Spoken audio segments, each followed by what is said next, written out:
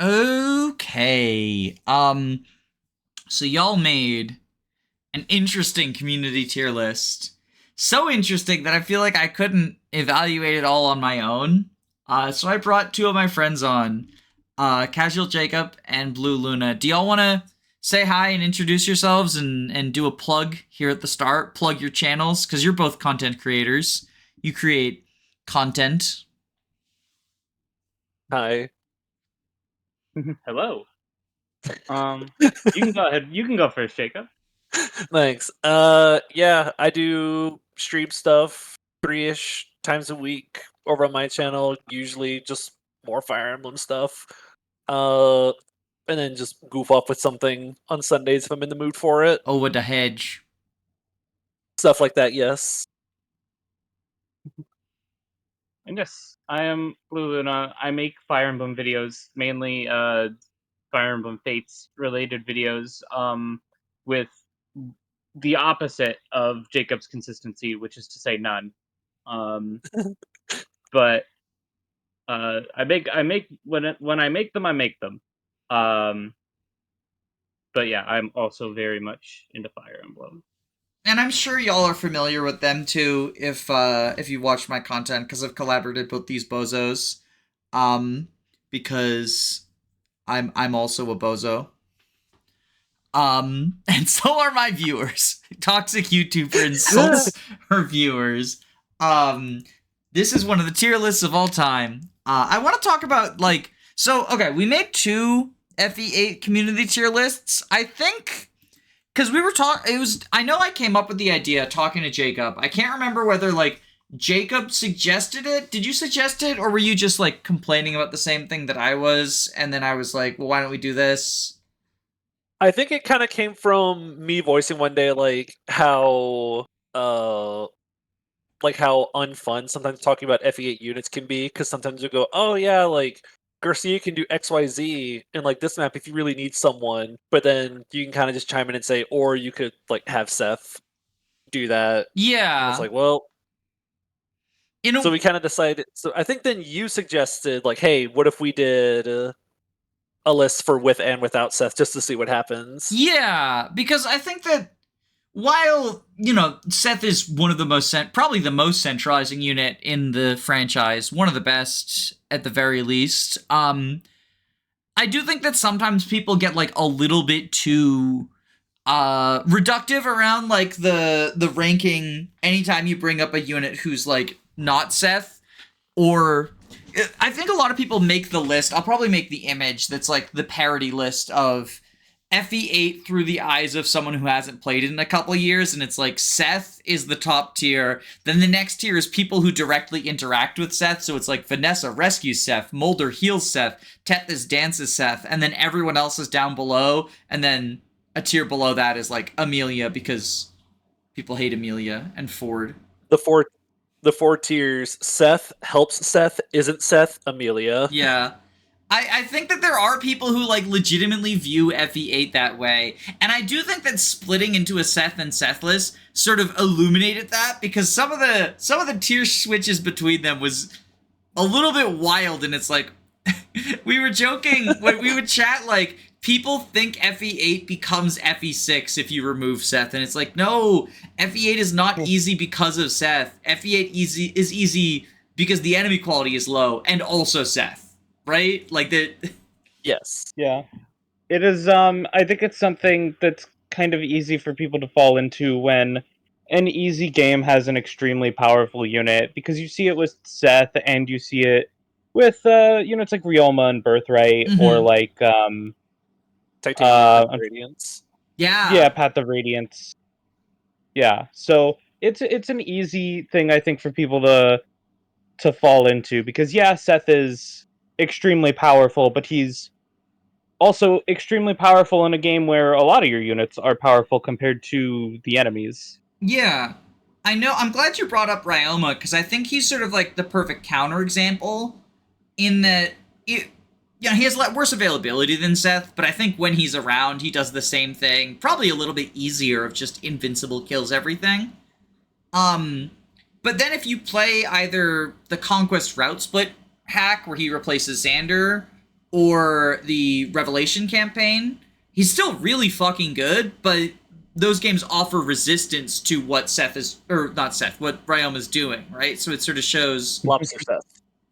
losing Ryoma doesn't make Birthright hard, but gaining Ryoma also doesn't make Conquest and Rev easy. Exactly. Yeah, I can see that. Yeah. It arguably makes it easier, but that's a whole other It doesn't make it free. can of worms. But we did all of us have made FE8 tier lists. I believe all 3 of ours are ordered, right? And we sent them to each other. I know mine Yes, is ordered mine within are. tiers. Yes. Full disclosure, I don't think I have quite as much FE8 experience as you two, so I wouldn't say I'm quite as confident in like the minutia of my rankings, like, you know, the orderings within the tiers, but the general tier placements themselves, yeah. So That makes sense. Sometimes it can be really difficult to decide like who slots left and right yeah, next to other people. especially when it comes to like units who are doing very similar jobs, like, you know, Forde and Kyle, or Loot and Archer and that sort of. Well, I guess not really, because in those examples there is a clear winner. Maybe people who are doing very different jobs are kind of the hard ones to rate. Like, Yeah, how do you 'cause rate I'm- Colm versus Ross, Yeah. right? Or even two Yeah. units who like join separate from each other, like Archer versus Gerric or something. It's like, okay, like this one's been around longer, but this one like has numbers or whatever, so it can be Yeah. tricky.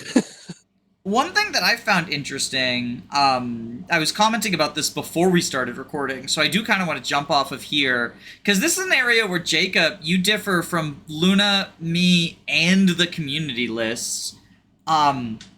You put Vanessa in S tier alongside Seth and Tethys, whereas I have her at the top of A, Luna has her at the top of A, and we didn't order the community list, but also A tier. Yeah. Do you want to go ahead and share your logic on that? So the more I look at it, I almost wonder if in my mind it's more like Seth tier above both of them, and then like Tethys Vanessa in like their own, and then it goes like Kyle, Franz, all of them afterwards. Because it does look a little awkward having Vanessa right next to Seth, but I think she's a step above like Kyle, Archer, even people like Gerric who have really good numbers that join later. I think she's one of, if not your best training project for the early parts of the game to feed your kills into, alongside Archer. I think her and Archer are your 2 best people to feed like your resources into. The loot army will come a little for bit you. of a rough start. What was that? The loot army will come for you. No, not again. It's me, I'm the loot army. No. It also helps out for if you need someone who can. I'm trying to think back on the maps. Helps maneuver through like chapter 6 quickly, so you can get the Orion's Bolt. Even if you're not using Neimi, you can sell it.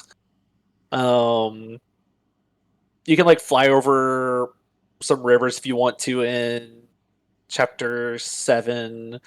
9, it gives you an extra option for flying over the water if you need to. Just if you want to take a different route with her, you send everyone forwards on the path, but Vanessa can kind of fly around them to go intercept the pirate while everyone gets choked up in the middle bridge area. But what about Axri Vertana? She starts with C rank lances, right? Oh god, I wish. Why doesn't she? Surely, surely, the unit who joins on the map with a bunch of pirates in the water, where she can fly over the water, would join with an axe reaver. Yeah, and there's right? a droppable heavy spear on a different enemy. I could go off about this, about how they mishandled Tana's introduction as a unit. Still better than Ephraim route, where they put the mobility unit in a fucking jail cell. Yeah. And then send her off on a With no recruitment side inventory. mission. Oh yeah, no inventory too. Yeah. What a bad I like first her for impression. recruiting Inez. I like her for recruiting Inez, not as much for just like getting Inez, but also to recruit Gerric so he doesn't run off and get himself killed.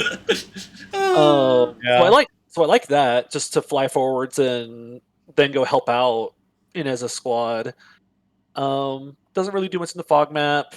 And then Village of Silence is the map everyone points to. I like her there for like getting to the top of the map early and kind of cleaning that area out while everyone has to like zigzag through the mountains to catch up. So she kind of helps clean up like the gargoyles and stuff and the moguls, while everyone else like deals with all of the Tarvos, doggos, everything like that as she climbs up the mountain. I don't Yeah, love and then her from on there Village. she just kind of keeps being flyer. Flyer good. I don't love her on Village of Silence. She's good against the gargoyles and moguls, that is true. But like, since the reinforcements are zone based, I find that it pushing her too far forward can make things harder on you. Like, I guess if you're LTCing and you want to route as fast as possible, right? That is relevant, but I don't like all of the reinforcements showing up at the same time. And as far as, like, yeah, she fights the moguls and the gargoyles. I find the spiders more annoying because they're on peaks, and I just want them to leave the peaks. And Vanessa distracts them. Which maybe that's a skill issue on my part, because I should just keep her out of range of them, but... Yeah, the spiders are obnoxious no matter... Like, Vanessa's not fighting well against them, not at all, yeah. Even Ross and Dosla, who, like, also get terrain bonuses, I don't like having them fight the spiders, because, like, then it just becomes RNG fest, right? Where... which one of you is gonna... Absolutely. Welcome back, FE6. Yeah, they're both just swinging like 40s against each other. It's so awful. Woo, I love geese fighting other pirates, except we're in the mountains now. Yeah. I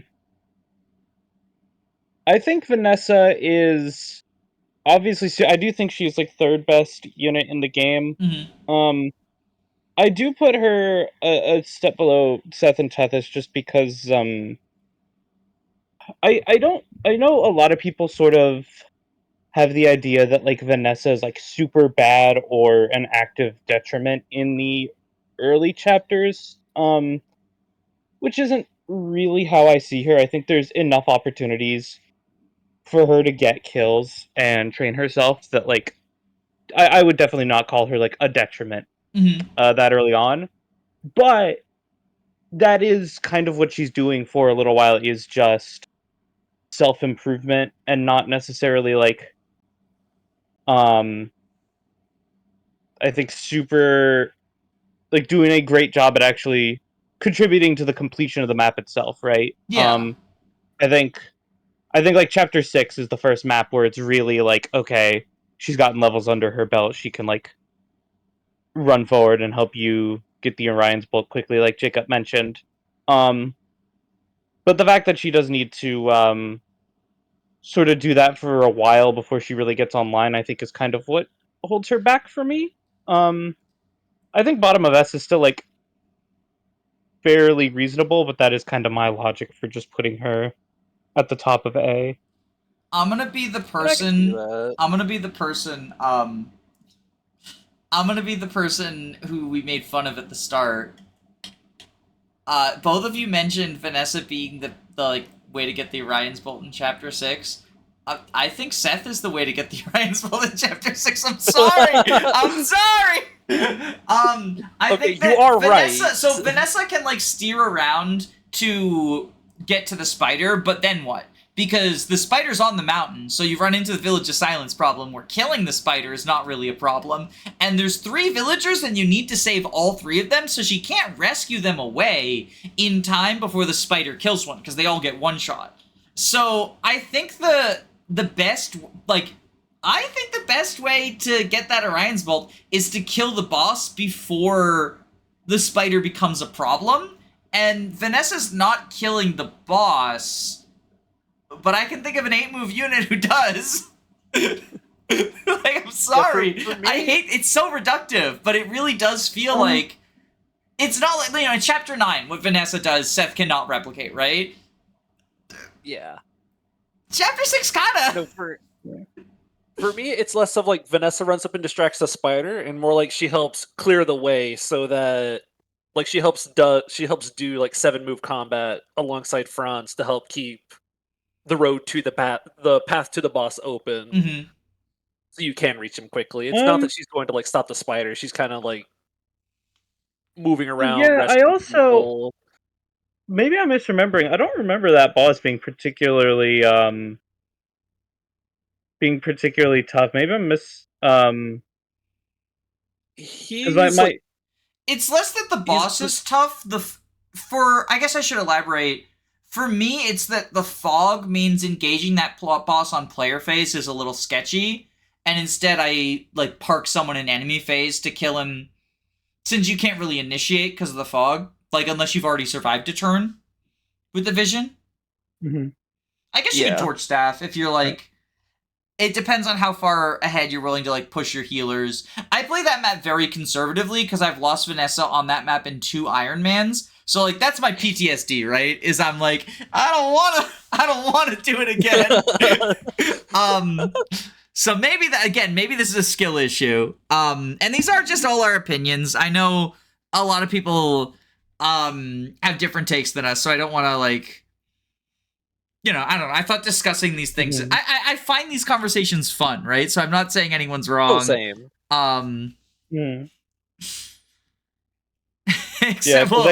Except maybe the Ephraim A voters. Okay, well, awesome. Do we want to talk about Ephraim, or did you? What do y'all want to talk about? Yeah, I was kind of wondering, like, what angle do we want to tackle this from? Do we kind of want to just like comb through some of like the interesting placements and kind of compare them to? Yeah, like, I would have them. I was kind of thinking of that in like general recruitment order. So like, kind of focus on the early game first. Like Gilliam. Yeah, I think we all agree on. Yeah. I think like all 4. I'm counting Chad as a single person, so I think all 4 of us agree on Franz. But Gilliam, there was some disagreement. Yeah. This community poll stuff actually really made me realize how much I don't like Gilliam and how low I think he is. I actually maybe would have considered him like a middle or top of D for the longest time. But then after really looking at some numbers and thinking about his situation and his joining scenario, I kind of realized, like, wait a sec, this guy kind of doesn't do anything. He doesn't even join with the Vulnerer. He doesn't join and then he has to like compete for a Knight's Crest, and there's 3 other people lined up waiting to get that crest, and they're already fighting each other for it. And this is Erica route, so you don't get the Dussel crest. Yeah, you don't get your second crest until effectively Chapter 14 preps. Yeah. Which is such a long time to wait for that second crest in FE8. I kind of hate it. It's my least favorite part of Erica route. Maybe Village of Silence is worse. I don't know. The crest situation's really obnoxious. Yeah. The Knight and Hero crests. Yeah. Although Hero crest is also bad in Ephraim route. Because in Ephraim route, you get your first Hero crest in the Dussel map, and then Gerric joins with the second one. Mm-hmm. So in Ephraim route, you have fewer people contending over that first crest, and then like the others have to fight over Gerric's. Whereas in Erica route, like all 4 of your Hero cresters have to fight over Gerric's, and then everyone else like goes for the table scraps. That's what bothers me in Erica route, is it's so hard to like, oh, who do I give the first one to? Well, it's Gerric, so sorry, Joshua and Garcia. But yeah, Gilliam, I know you 2 put him in F, like I think top of F, basically. I have him as the 3rd worst unit in the game. Below both of the F tier trainees. Wow. I hate this man. I have him at bottom of D. I think I might have been a little too generous. But I'm also just really low on all of the units in F tier to an even greater extent. So that's fair. Yeah, sorry, I do see more value in Gilliam than in Neimi, even if it's real trash versus garbage. You did put Gilliam above Larachel, so I am canceling you for biphobia. I I think I have him at the top because when he's free deployed, he can like take drop someone, I guess, early on, and that's more contribution than like Neimi, I think, contributes throughout a The playthrough. Boar's Like I coat. think Gilliam like take dropping someone off of Franz or Vanessa or Seth like 2 times already outdoes anything like Naimi's potentially going to contribute. Yeah. But it's trash versus garbage. It's like I'm splitting hairs here. Yeah, I also think, correct me if I'm wrong, but you have to bench 2 units for the chapter 4, right? The first monster map? Yeah, Tower Floor Yes. 0. FE8 Chapter 4. Because that's like a Yeah. training map. Yeah, you have to Yeah, pick 2 'cause I think, like, bench. I don't think Gilliam is ever, like, your worst or second worst unit at that point. Like, I would argue he's a better deploy than Neimi and Calm. Mm-hmm. And you could argue Ross, depending. Yeah, if you want to do the Ross run, like, he's worse than Ross, but if you don't want to do the Ross run, then Ross gets insta-benched, right?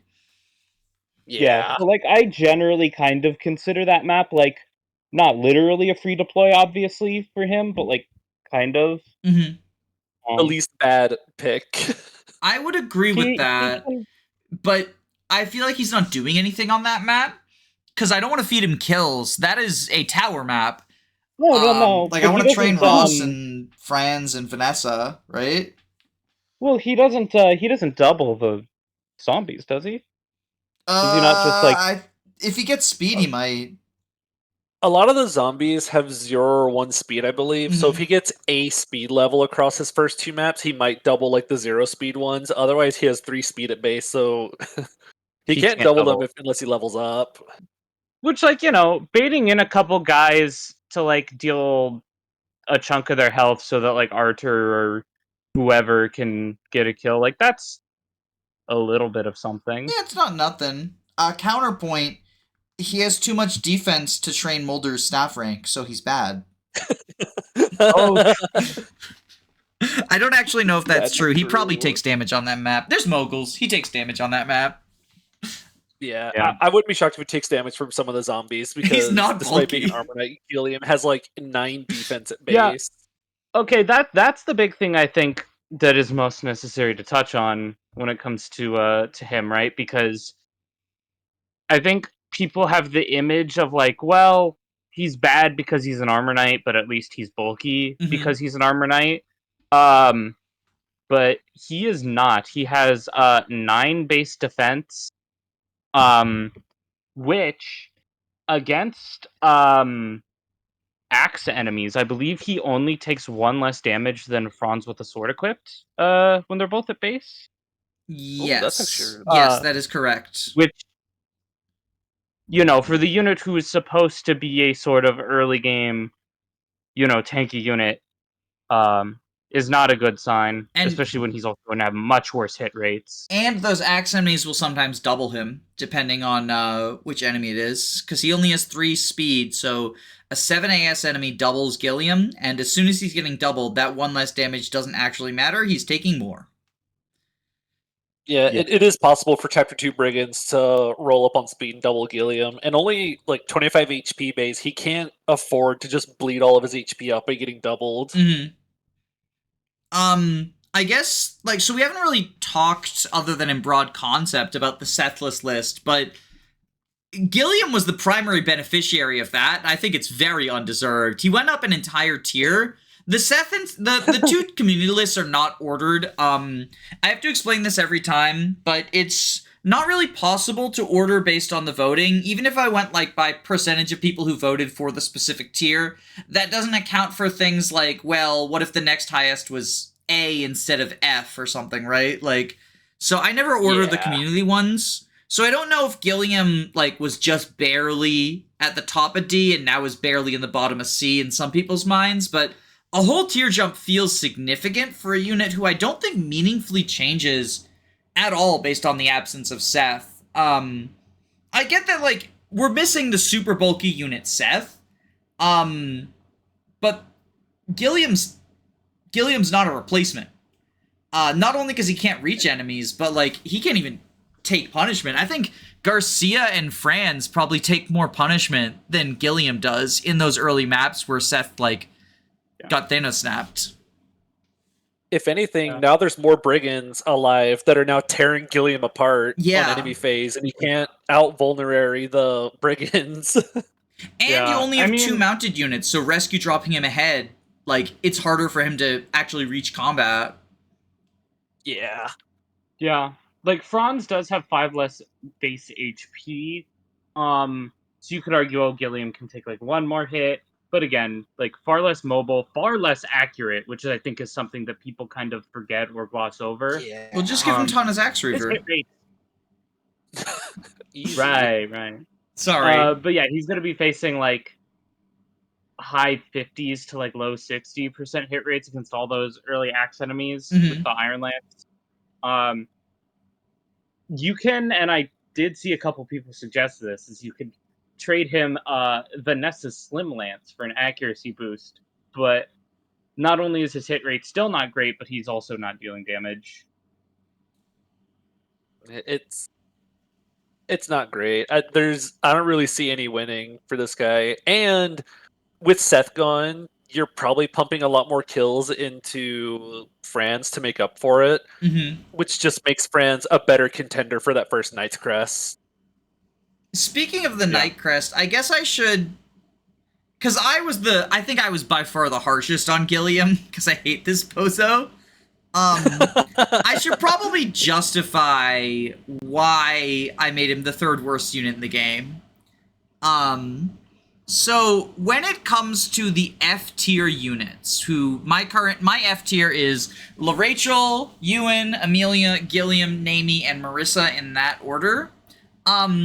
I think the only one of them who I think legitimately contributes on their own merit is Larachel. And it's just because, like, you might as well field her and use the heal staff on the map where you're recruiting Rennac, right? Yeah. So, when I'm ranking Ewan, Amelia, Gilliam, Neimi, and Marissa, I sort of think rather than what is this unit doing for me if I'm not giving them favoritism, the floor is 0. All of those units, I think, are doing 0 without favoritism. So I look at them from ceiling perspective instead, which is usually not what I would consider, but when it comes to sorted trash versus garbage, like, Ewan makes a Mage Knight. That's pretty good and relatively unique. Amelia makes a Cavalier. That's good and not that unique. Gilliam is Great Knight. That's bad. Neimi's Sniper, Marissa's Swordmaster. Those are also bad. So, like, I'm not saying that I think Gilliam, because he does have a few free maps, right? He does technically exist in like 2, 3, 4, and 1. But he does a little bit more than Ewan and Amelia will on their join maps, but I don't think it's enough that I would consider it more than 0 anyway. And I can see that, yeah. It's mostly just like a criteria perspective thing rather than like, I don't know. I would still put him above, like, you know, Ewan, Neimi, Amelia, those units. I could definitely see putting him below Larachel. I think that's very fair. I don't think Larachel's very good either. Like, I think she's just sort of by necessity. She's free in one map and she's basically free in another, so you might as well click mend a few times. Or restore. Oh, wait. Yeah.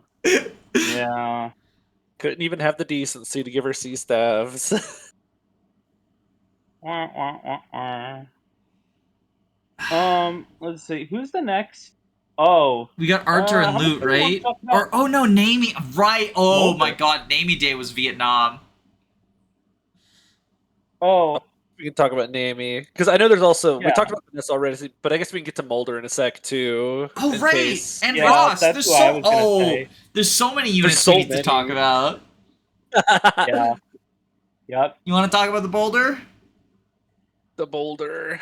I think I have Moulder the lowest out of all of us. I have the bottom A.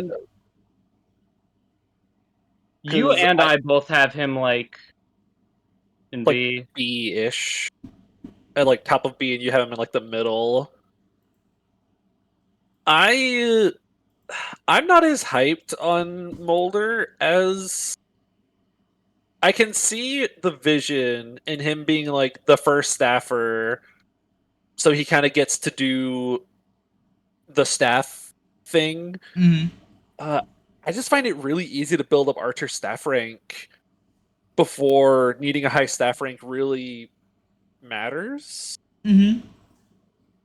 Because your first C rank staffs, you can get restored if you want to cure the sleep staff in chapter 10. But then barrier is the next like C rank staff that does something outside of like a map gimmick existing. And you don't get that until Village of Silence. And then you don't get warp until the desert. Yeah, you don't get rescue until The end of the fucking game. after beating chapter 17. Jesus Christ. So and you don't late. get physic until the chapter 14 secret shop. And you gotta buy it, So yeah, no like- silver card. Yeah, no silver card. So yeah, a lot of the saves come quite late. And with Archer having C stabs on promo, I know I've run the numbers somewhere for like how many men's it would take to get Archer up to A stabs. I'd have to find them again or run the numbers myself again, but it's like fairly reasonable as long as you're like diligent about it.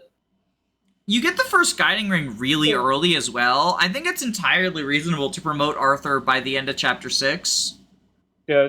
You also, I mean, even if he's your second, like, guiding muse, like, even, like, you get your second one at the end of chapter 10, so you can still promote him to Bishop in chapter 11 preps, and then have him start using Torch in chapter 11, which Mhm. is, Yeah, you could start More- torch for like 5 weapon experience each. yeah, more than, because, like, just going off of Mend is, like, a conservative estimate, because, you know, there are other stabs that give more staff experience that he can use. And I'm in a pretty similar boat to Jacob's mindset. I think that what Archer does for you before he promotes is more than what Moulder does for you before he promotes. Mhm. I don't think just pure healing is super valuable in this game, and for a while, those are kind of all the staves you have aside from, again, Torch. Yes. And so I like Archer more before promotion, and on average, I believe he has a bit higher magic than Moulder as well, so a bit more like range on warp and rescue once you get them. Mhm. Like Moulder is a unit who, like, I think looks really impressive because his high staff rank is so early, but in practice, I think I value the mages, both mages more, Archer and Loot. I also do. I think Moulder's the fastest unit to reach warp, with like Archer in second, Natasha third, and Loot in fourth. But like you say, you know, we get warp in 15, right? Yeah. Yeah, If kinda comes down LTCs to, like, can get how- Archer warp, then like a normal playthrough can as well. I think doesn't full recruitment LTC get Sale warp because you have enough time that you spend like waiting to recruit Cormag? Yeah, waiting Cormag. And Saleh's a lot slower. Like Saleh, I think Saleh's slower than Loot. Maybe if you give Loot the second Yeah. guiding ring, Saleh is faster, but Loot can torch. If you like make Mage Knight Loot, Loot can torch. Yeah. So That's they're, also an they're option. close. I know we're kind of Yeah. like drifting, but I do think that like the Archer, Loot, Saleh, Moulder conversation, and Natasha's in there kind of as well. Like I think it's related, right? Because a lot of people like them for similar reasons. Yeah. And you can't just really talk about units in a vacuum. Like, you have to talk about a unit because they're competing for a deployment slot. When I'm looking at Erica plus 10 units to be fielded, am I fielding Moulder, Archer, Natasha, or Loot? No. And each one has to like make a case for why I'm deploying them. And they're Yeah. not just fighting And you're over not- slots, they're fighting over the guiding rings too. Like it's the most plentiful promotion item, but it's also kind of the most in demand. Like, Archer, Lute, Moulder, and Natasha all want one. It's why I dropped Natasha a tier, not because I think she's, like, significantly worse if you choose to use her, but because she is worse and you only have so many rings. Yeah, I would agree. And also, like, obviously the role that they fill of, like, say using warp is good, but you don't need so many, like, you don't need to deploy 4 warpers on a map to do, like, a warp skip. And compared to Archer, Lute, and Saleh, Moulder's going to have worse warp range than the 3 of them on average. Especially Saleh, because his magic is just absurd. And so if you're comparing them on that basis, you know, it's like, well, okay, if it's easy enough for Archer or Saleh to get the rank, then they're just going to be better at using it. But have you considered Moulder gets Slayer? Oh, Slayer Cope. How much do we want to talk about Slayer? I have a Ice Rider video that's probably out by now. I'll link it in the description if it is.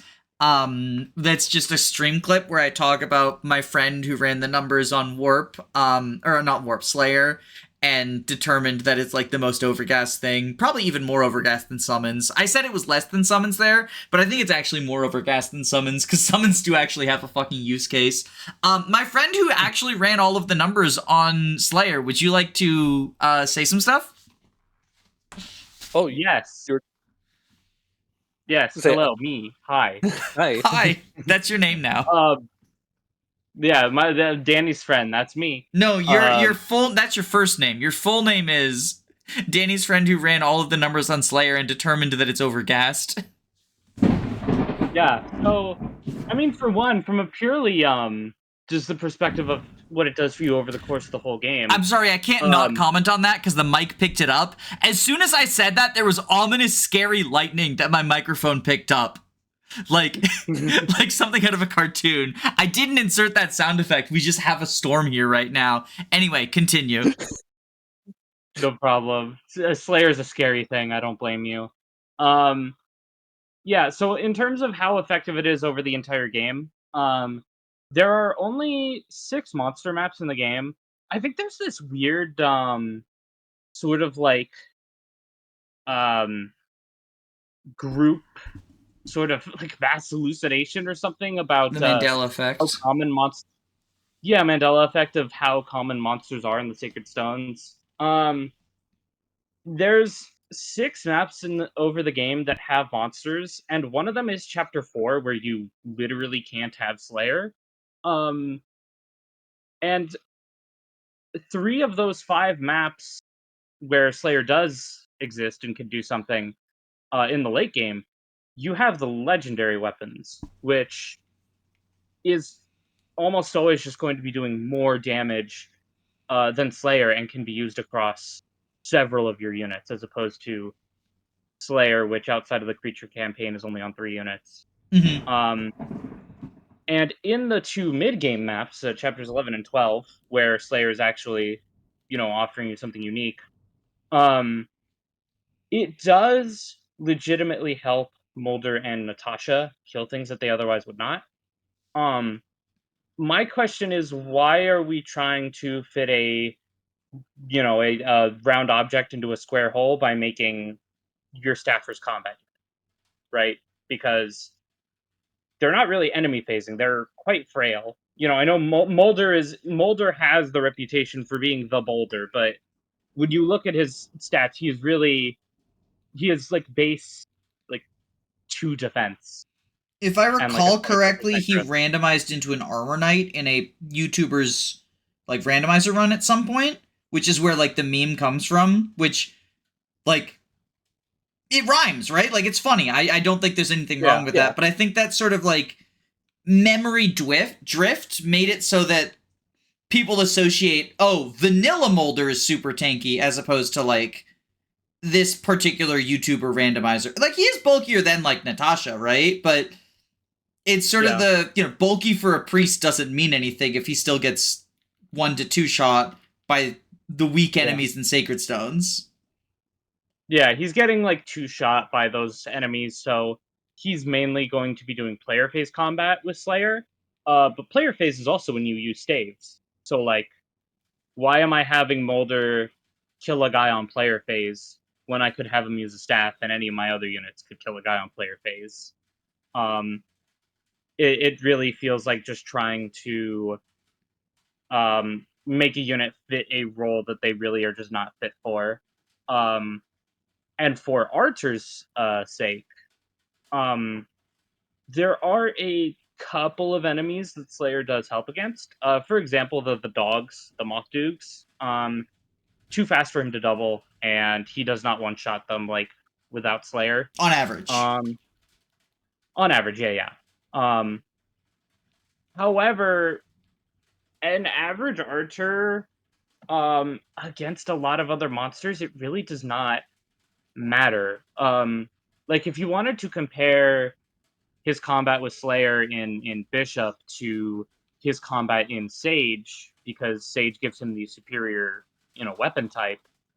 An average Sage Archer one-rounds most of the enemies that Bishop Archer would, just because, Archer has solid offensive stats and Anima's a stronger magic type.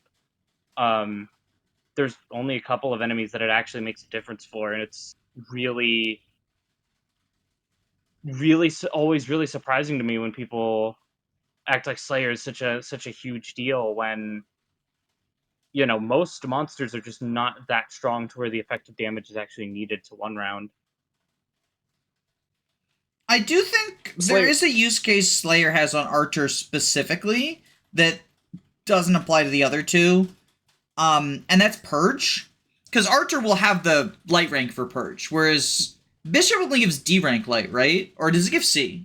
If it gives C, then it is... It gives D. Okay. Give D. Unless you're training Moulder's light rank, which, again, like you say, you shouldn't be, because he's not doing it on enemy phase and on player phase. The appeal is he's the fastest warper, right? Slayer Purge, because you can't replicate the role of Slayer with just using a legendary weapon, right? Or you can't replicate the role of Purge with just doing a legendary weapon. So Slayer Purge, I think, is quite nice. It can help against, like, the Cyclopses on the final map. Yeah. It's pretty neat. And if you want to save legendary durability, it can sometimes be nice. Or, like, if you've S-ranked stab so you can't use a legendary, like you just sort of accidentally got Latona. Yeah, I guess. It is neat. Yeah, it is quite late. Like, you're only going to have it for those late game maps. But it is a neat little niche. But at the end of the day, right? Like, it's just that. I think Slayer's just like a small niche. Yeah. It's never going to hurt you, but it's really not that helpful, I think. It's not a major deal for any of the 3 units who get it. Someone will say it if I don't. Slayer gives 3 times effectiveness, the legendary weapons only give 2 times, but that's still cope because of the high might. I think it's only like Slayer Aura that has higher might than the S-rank Light Tome or something. And it's by like 2 might or something. Yeah. Yeah, like they're both killing. Because it other, like Garm, for example, is one of the strongest. Oh god, Garm. Of the legendary weapons. Garm has 40 effective might against monsters, which I believe is less than Slayer Aura. Yeah, so comparing Slayer Aura to Ivaldi, Slayer Aura has 36 might, Ivaldi has 34. Yeah. So it's a 2 points of damage difference. Ivaldi's also 5 weight less at 10 versus 15, and it has 5 more hit than Aura at 90 instead of 85, and grants 5 defense while it's equipped. Mm-hmm. Adholma has the same might against monsters as Slayer Aura for reference. So it is not doing significantly better than like the physical legendaries. It's all that to say, like, it's not bad to have Slayer. It's just, it's not doing the work for you think it is. Yeah, it's not putting you into like Oko thresholds very often, and you're already killing without it. You're going from doing like 55% twice to doing like 80% twice. Like it still kills. And we're not doing Sage propaganda. I do think Bishop is better than Sage, but we think it. Not to speak for everyone, but I'm pretty sure we all agree it's the staff rank that matters, right? Yeah, it's the C-stabs. I mean, I will say I've done runs before where I'm just like, I'm not really going to use Archer as a staffer, so I may as well send him Sage. But I think overall Bishop for the staff rank is like better. For me, if I'm not using Archer as a hate staffer, I use Lute because she gets a horse. That's also fair. Like, yeah, it's only I a 7 use move Archer 'cause horse. I like him more. That's fair. That's valid. But speaking of horses, Natasha was in this conversation. I think I was the most generous to her. I put her in low B tier. Yeah, you put her in low B tier. You put her in C, and the community list both times put her in C tier. So the anti-Natasha stuff, right, is she looks really unfortunate.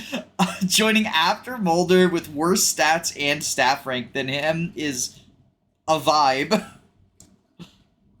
Yeah, it's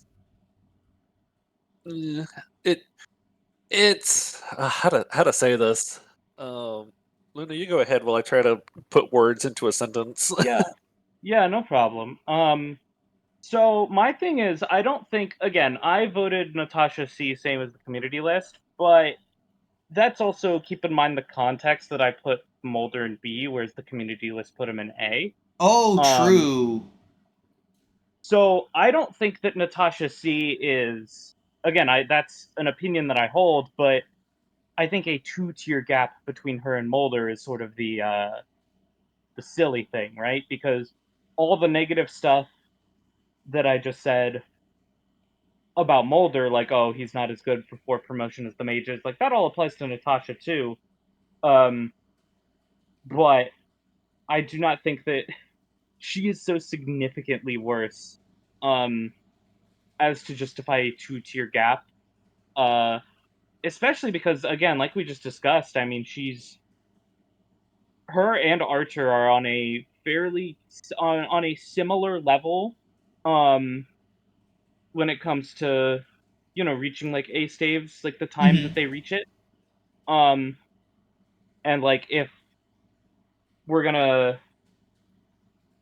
if no one's gonna complain about Archer getting C staves after promotion, then Natasha getting D staves at base in Chapter 5 is not a downside. Like, it feels bad in comparison to Moulder, but in practice it is not actually, I think, what makes her worse. To me, that would be the base level. The base level does suck. But I do think the D tier at that point, like, yes, you don't have any high rank stabs at that point. But I think she ends up getting warped slower than Archer. Unless, like, if you're not ringing Archer quickly, like, she can take advantage of Torch in the Fog. Yes. But I feel like... I think if you're giving Archer the ring for the fog map, then you are, like, dedicating him to be a staffer. Oh, And not really... I don't know. I've ringed him once. I don't think Archer is typically promoted in time to do Torch in the Fog. Because you have 40 uses of lightning. The only shop you can buy lightning in is Chapter 5 when the map is almost over. Like, because it's far away from you. You have 40 uses of lightning before nearly the end of Chapter 5. I think I've done it before. I have promoted him for the fog map, but like that was the babying of all time, and I don't think that's the typical Archer experience. I don't think he gets to Forge. I don't think he gets to Torch in Chapter 6. Yeah, I was mixing up the chapter numbers that you said earlier that you had ringed him for. I think I said near the end of 6, or I said by the end of 6, so that I can see. Sorry. Yeah. It's for Chapter 7 by the end of 6. Yeah. So I do think Natasha gets to Torch spam in a map that Archer doesn't, but that's self-improvement for her. And the way I look at it, and maybe this is a bit too harsh, But the way I look at it is like I would rather save those uses of torch for Archer to use, or just use all of them with Moulder if I'm going to buy torch anyway on the map, because you can buy it before the next fog map, right?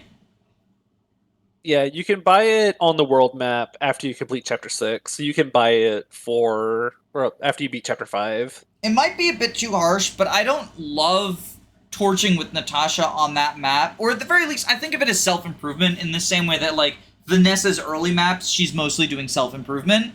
If Natasha's torching there, it's just for self-improvement, because if I just want to torch for the fog, I think Moulder is always the best person to do that, because it gets him closer to being able to use the ring himself and builds his rank. I don't know. Maybe I'm being too harsh on her. I don't like it so much. They can also trade it between the two of them, correct? Like, yes. Yes. You could. The way I look at it though is like you can, but it's money spent, right? Like it's not so much that the action economy, it's that torch is expensive. So I was just looking that up. Maybe this is wrong. Maybe triangle attack is wrong. It says torch buys for 1,000 gold. Yeah, that's a lot of gold early on. 1,000? Early on, I find it's quite a bit of gold. Yeah, that's kind of before you get like your money dump from after finishing chapter 8. Maybe I'm just being a hater. If you're buying another torch, the next fog map is chapter 11, right? So you can buy it after you get the full jump from chapter 8. That's fair. Maybe I'm just a hater. Like, I mean, I also agree there's only one gap, like only a 1-tier gap between them. I have her pretty low in B tier, but I see her as like mostly a downgrade, but she gets a horse, which is cool. Yes. Yeah, she can trade the Slayer for one more movement, which I think is like just a good trade. Well, and like occasional rescue dropping. Valkyrie gets a little bit less staff rank than Bishop, right? Or am I Mandela affecting? Does, yes. It does. Again, I don't think it's, I believe, 40. 40 staff XP. Which I guess could be relevant. I still prefer Valkyrie personally. Me too. If I'm using her, I go Valkyrie. Like, because if I want Bishop, I just go Moulder, right? That's sort of the way I look at it, is... Oh, so going Bishop gives 40 weapon rank, going Valkyrie doesn't give any. So you're just running off of your raw staff rank at that point. But you get a horse. She has very good aid, too. Like, even dealing with the female aid formula, she's quite light. Because she'll have 6 con on promos, yeah. That's 14 is like how much an average paladin would have. Isn't 14 a little more than the average? Doesn't the average paladin have like 13? Maybe I'm wrong. Well, Amelia is the average paladin because everyone spends their first night crest on her. But yeah, I think like we're kind of, I think we all have pretty similar feelings about Natasha. I think it's just like the massive gap between her and Moulder that the community list has is kind of our like issue, right? Yeah, she's worse than him, but not by like as much as like it's perceived to be. Better than Larachel. Sadly, yes. Not according to the list. Well, they were in the same tier. We don't know if they put Larachel better. We can hope to live in a brighter world. But I mean, I put her in fucking F tier. Luna put her in fucking F tier. Jacob put her in fucking F tier. So like, we are of the same opinion, I think. I sort of touched on it earlier, so I don't want to ramble. I feel like I've been eating up a lot of airspace here. I'm gonna mute my mic and let y'all talk about Larachel. Alrighty. Okay. You want to lead off, Jacob? Yeah. It's so sad to talk about because I love Larachel, but chapter 11, joins during chapter 11. D-Stavs, level 3. You already most likely have 2 other units who are going to be eating your 2 rings if you've been using two of like the 4 other units who use rings, there's just nothing Larachel does that someone else does better. Like if you really want a Mage Knight, okay, well like Lute's right there, like train up Lute, give her a ring. And even if you give Lute the second ring, now Lute has D staves for chapter 11, which is where Larachel joins with her D staves. And then if you Yeah. really want a Valkyrie, Natasha's right there, who joins with D staves in chapter 5. So she's actually going to have a staff rank by the time Larachel joins. And that's just talking People, about the. Oh yeah, go ahead. I was just gonna say, people give Natasha so much crap for joining in chapter 5 with D staves and level 1. Larachel joins in chapter 11 with D staves at level 3 and does not get nearly enough crap for it. This is also just talking about units who joined before Larachel, because even if you want to point at Larachel and say, look, a 6-move staffer, the next chapter you get Saleh, who has 6-move and C staves. And way So, higher magic. so you can't even say it as like, at least she'll have 6 movement or whatever. And then once you promote her, like, congratulations, you have like what Natasha or what Lute could have been. I mean, the difference between Mage Knight and Valkyrie isn't that huge a difference. It's just one gets the better magic type on promotion. Basically, I think her averages at the same level are better than Natasha. But that is also making the assumption that they would be anywhere near the same level. Because healing EXP is so slow in GBA. It really is. Didn't you do the math on like how many casts of Mend it would take to get Oh, hold on. Larachel promotion? I did the math somewhere. I'd have to find it, but I ran the calcs for like how many actions it would take to like promote Larachel, and it would take like breaking 2 torch staves and then like most of a men's staff or something to get her to promotion level as fast as possible. That's It that takes Talon level so hatred. long. You gotta break a whole heal staff. Mm-hmm. Keep in Yeah, mind, your join map is the last fog map for a while, and by the time you recruit her, it's almost over. So it's not like she has very many opportunities to use Torch anyways. And correct me if I'm wrong, she's got to spend her first player phase recruiting Dozla, right? He doesn't auto join?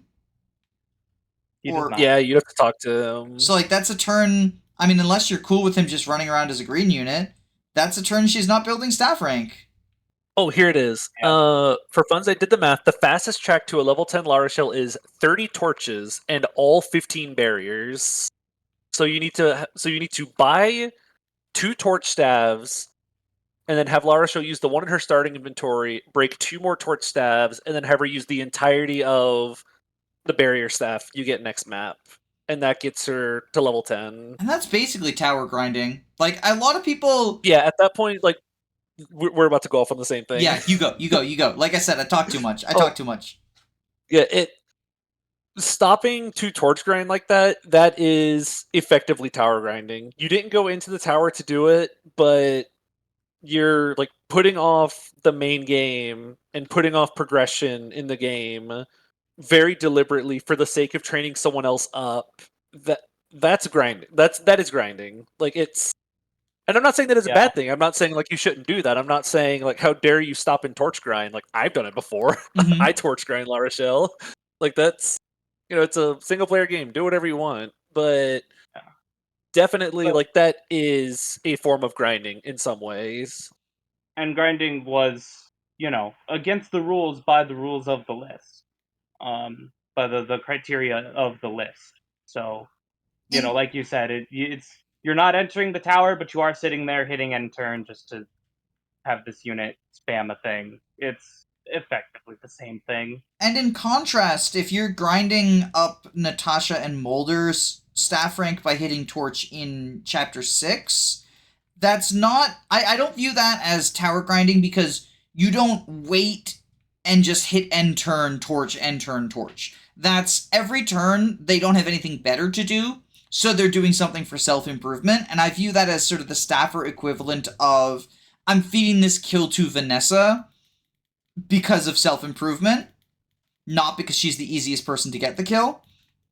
So, like, them using the torch staff in Chapter 6 when there's not someone to heal just so they can get some more staff rank off of it, I view as the same way, as long as you're not just sitting around to do it, right? Yeah. I mean, yeah, it's the... Yeah, like, they're doing it while you're beating the map, whereas Larachel would have to be sitting there putting off beating the map just so she can do it. And if you don't do that kind of grinding, then you're going to be stuck with Larachel as just a troubadour for a long time. It takes forever to get her promoted. Not even just a troubadour. She's not going to have restore for a while, too. You might be able to get it in time for Gehenna Hall, which is when you want it for, but sometimes you don't. Yeah, you could, but it's... Yeah.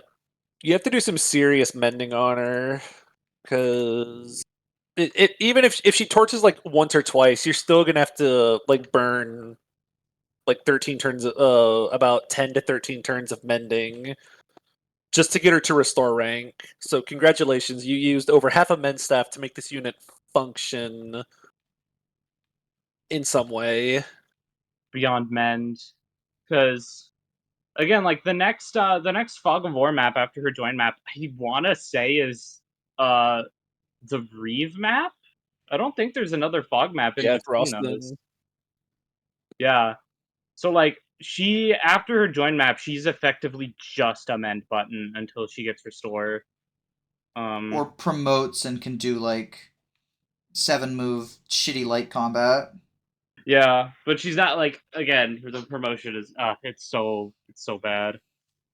I will say, like, so the Natasha versus Larachel thing, I actually ran a separate poll, or rather a quiz, not a poll, because it has a correct answer as opposed to being opinionated. I asked, what are Natasha's 2 promotion options? And I was like, Valkyrie and Bishop, which is the correct answer, that's what she can promote into. But then Sage and Bishop, Sage and Valkyrie, and War Cleric and Bishop, which is, the Awakening class. And more people got it correct than incorrect, but there was like a margin of 5% between people who said Sage and Bishop and Valkyrie and Bishop. Which, to be fair, if you have never used Larachel, I can understand just assuming, well, Moulder's in the same class. It's got a different name, but it's the Sapphlox infantry, so it must be the same class. But like, no, she has different promotion options than him, and that's what makes her not strictly worse, because she's worse in every other way, but she's got, the horse option. And so I do think Larachel gets like hyped up as the only horse staffer when that's, well, I mean, loot exists, but people hate loot as well. Yeah, but like even outside of loot, like Natasha is just the better horse staffer. Who just joined so much earlier, is going to get to promote into a 7 movement so much earlier. I would say the only way in which she's not is if you've spent your 2 rings on other units and you just want, 6-move Canto or whatever, then sure. If you've kept Natasha benched for like forever and she still has D rank, then yeah, Larachel's probably going to be better than her at join. But if you kept Franz forever benched, then like, if you kept Vanessa forever benched, Syrene's better than her at join, but Syrene didn't end up in the same tier as Vanessa. And again, like, even the 6th movement, like, you get Saleh. Saleh is a better staffer than Larachel. Yeah. He has a higher staff rank, too. While also being a really good combat. And better magic.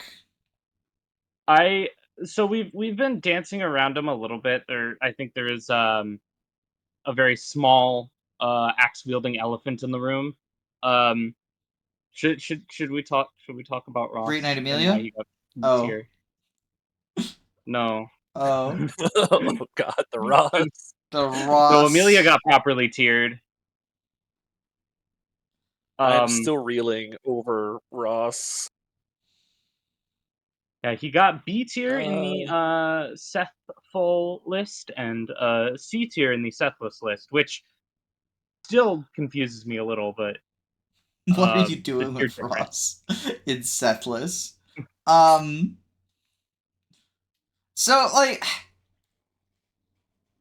Ross is he ended up tied with Garcia, right? In Sethful. Yes. Yeah. I'm gonna again choose to live in the world where most people think Ross is worse than Garcia because he is. But I did see a large number of comments about how he's better than Garcia, which is wild. The idea is like, oh well, you feed him a ton of experience, and like if he's the same level as Garcia, you know, we give him those 10 levels for free, and then if he's the same level as Garcia, then he has better stats. But if you fed Garcia all the kills you fed Ross, Garcia would be a higher like he'll always be a higher level, and he'll always have slightly better stats than Ross until like what is it 1820 or something when they catch up and Ross overtakes his dad. Something stupid. Yeah. Something Whereas like that. It takes a long time. even if they both instant promote to their tier 2 classes, like, you know, Ross goes Berserker and Garcia goes like Hero, it's not even like Ross has like way better stats. Like Garcia's known for being slow, and it takes a while before Ross's speed even matches, let alone eclipses his dad. Mm-hmm. I mean, I got lucky my last 2 runs, and he got speed blessed, so I don't know what to tell you. I think you're just playing the game wrong. I think the easiest way to put it is for like anyone who's still like trying to like put Ross over Garcia or even like super close to Garcia. I think if you play chapters 3 and 4 and don't funnel everything into Ross and you just train Ross like any other combat unit you're trying to train up, it very quickly becomes very readily apparent like how far behind Ross is. If you don't dump the entirety of like chapter 3 or a bunch of chapter 4 into him, it's rough. It is really difficult to get Ross to catch up. And all that time, Garcia is one of your bulkier units so he can pull enemies. Even though he doesn't double, he like hits one time with an iron axe. He can throw a hand axe at something if you need him to.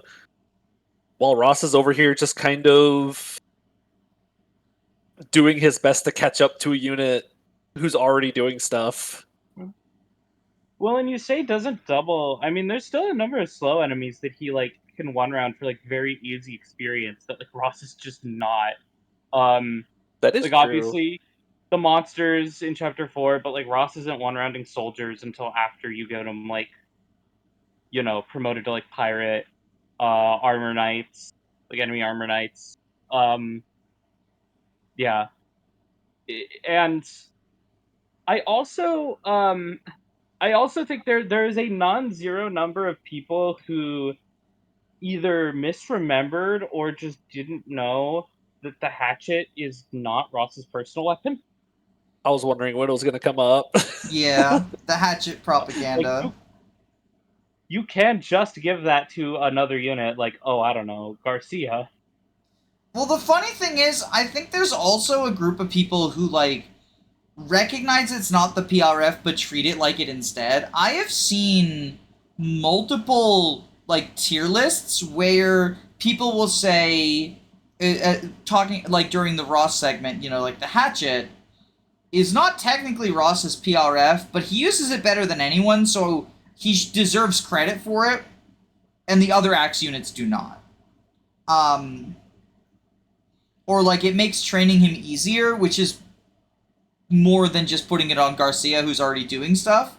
So I'm just gonna assume we're always leaving it on him. And like, I don't agree with that logic. You know, that's like saying, you know, sure, Seth can use the killing edge, but it makes Joshua better, so let's just pretend it's Joshua's PRF. Well, so I think, see, here's the thing, though. I think that's more logical, though, because if, like, Seth is already killing an enemy with an iron sword, Mm-hmm. then, like, I think you should give the killing edge to Joshua, because now you have 2 units who can kill that enemy, right? Okay, true. Garcia, but Garcia's not one. Like, if the hatchet does help Garcia, even if the killing edge doesn't help Seth. Maybe I give a bad example. Yeah. Well, that's what I'm saying, right? That's what I'm saying, right? It's like Franz can use the killing edge, but leave it on Joshua. Something like that.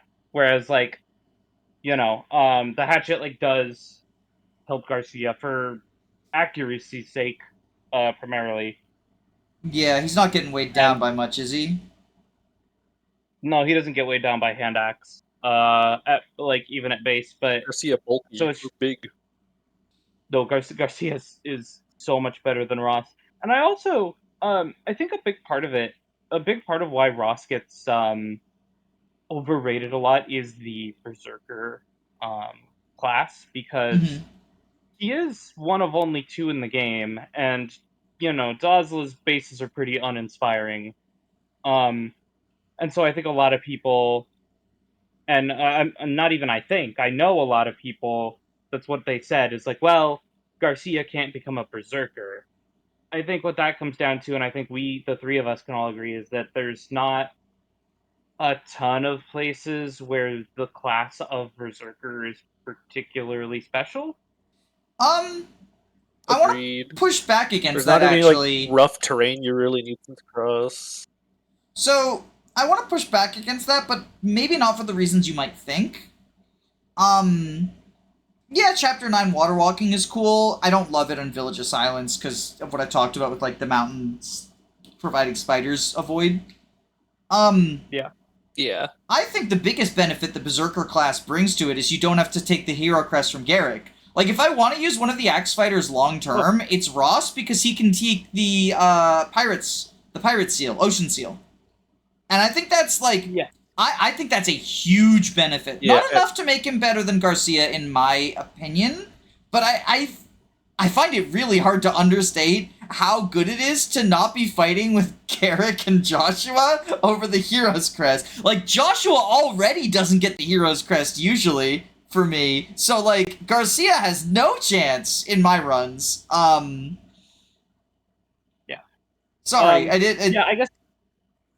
No, you're good. I guess I should have clarified, I absolutely 100% agree.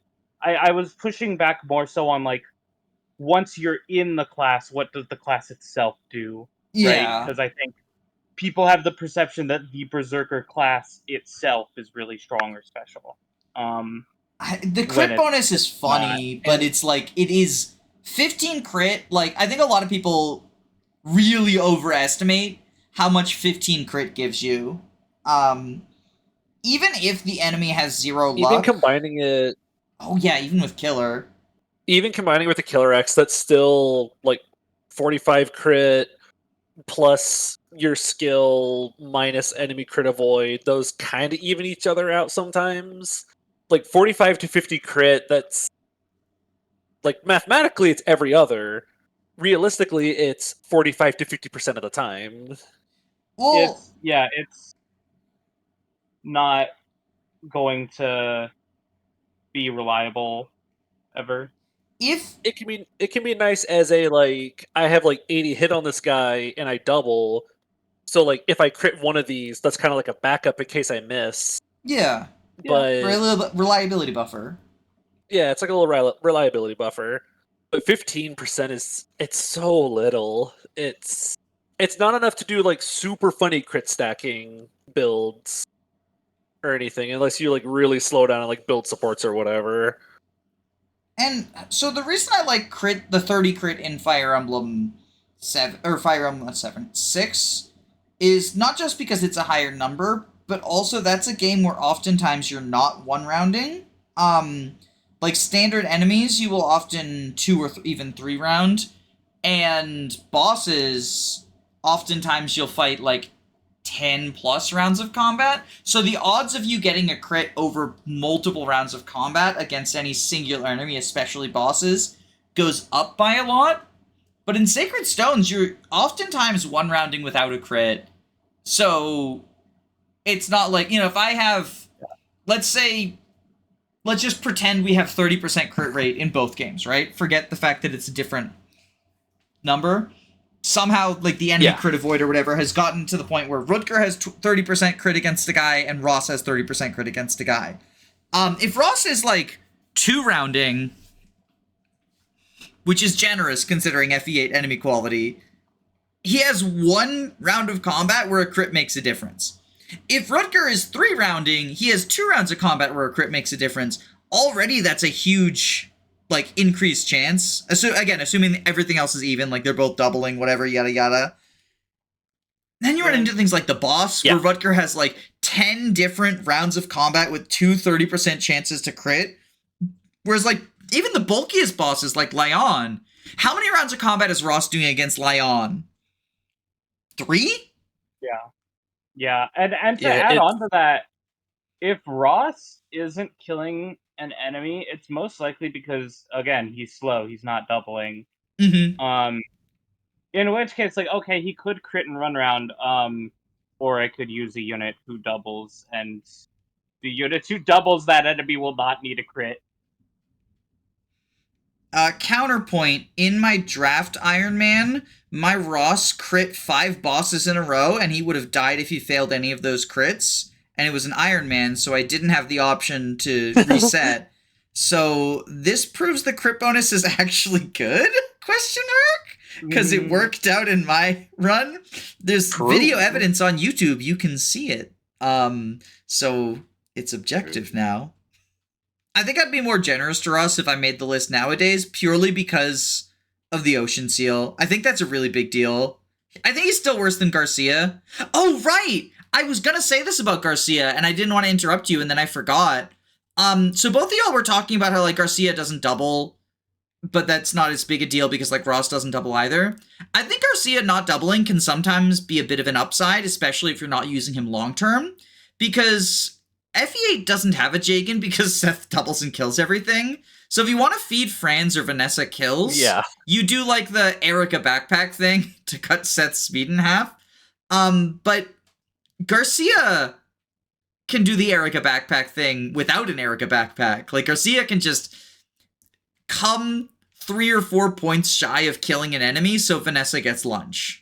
Oh, I was gonna say, so what you're saying, Garcia is like your Nolan, like your unpromoted Jagan, almost. Yeah, he's the Oswin archetype. Who's here to set up kills for your unit. Oswin.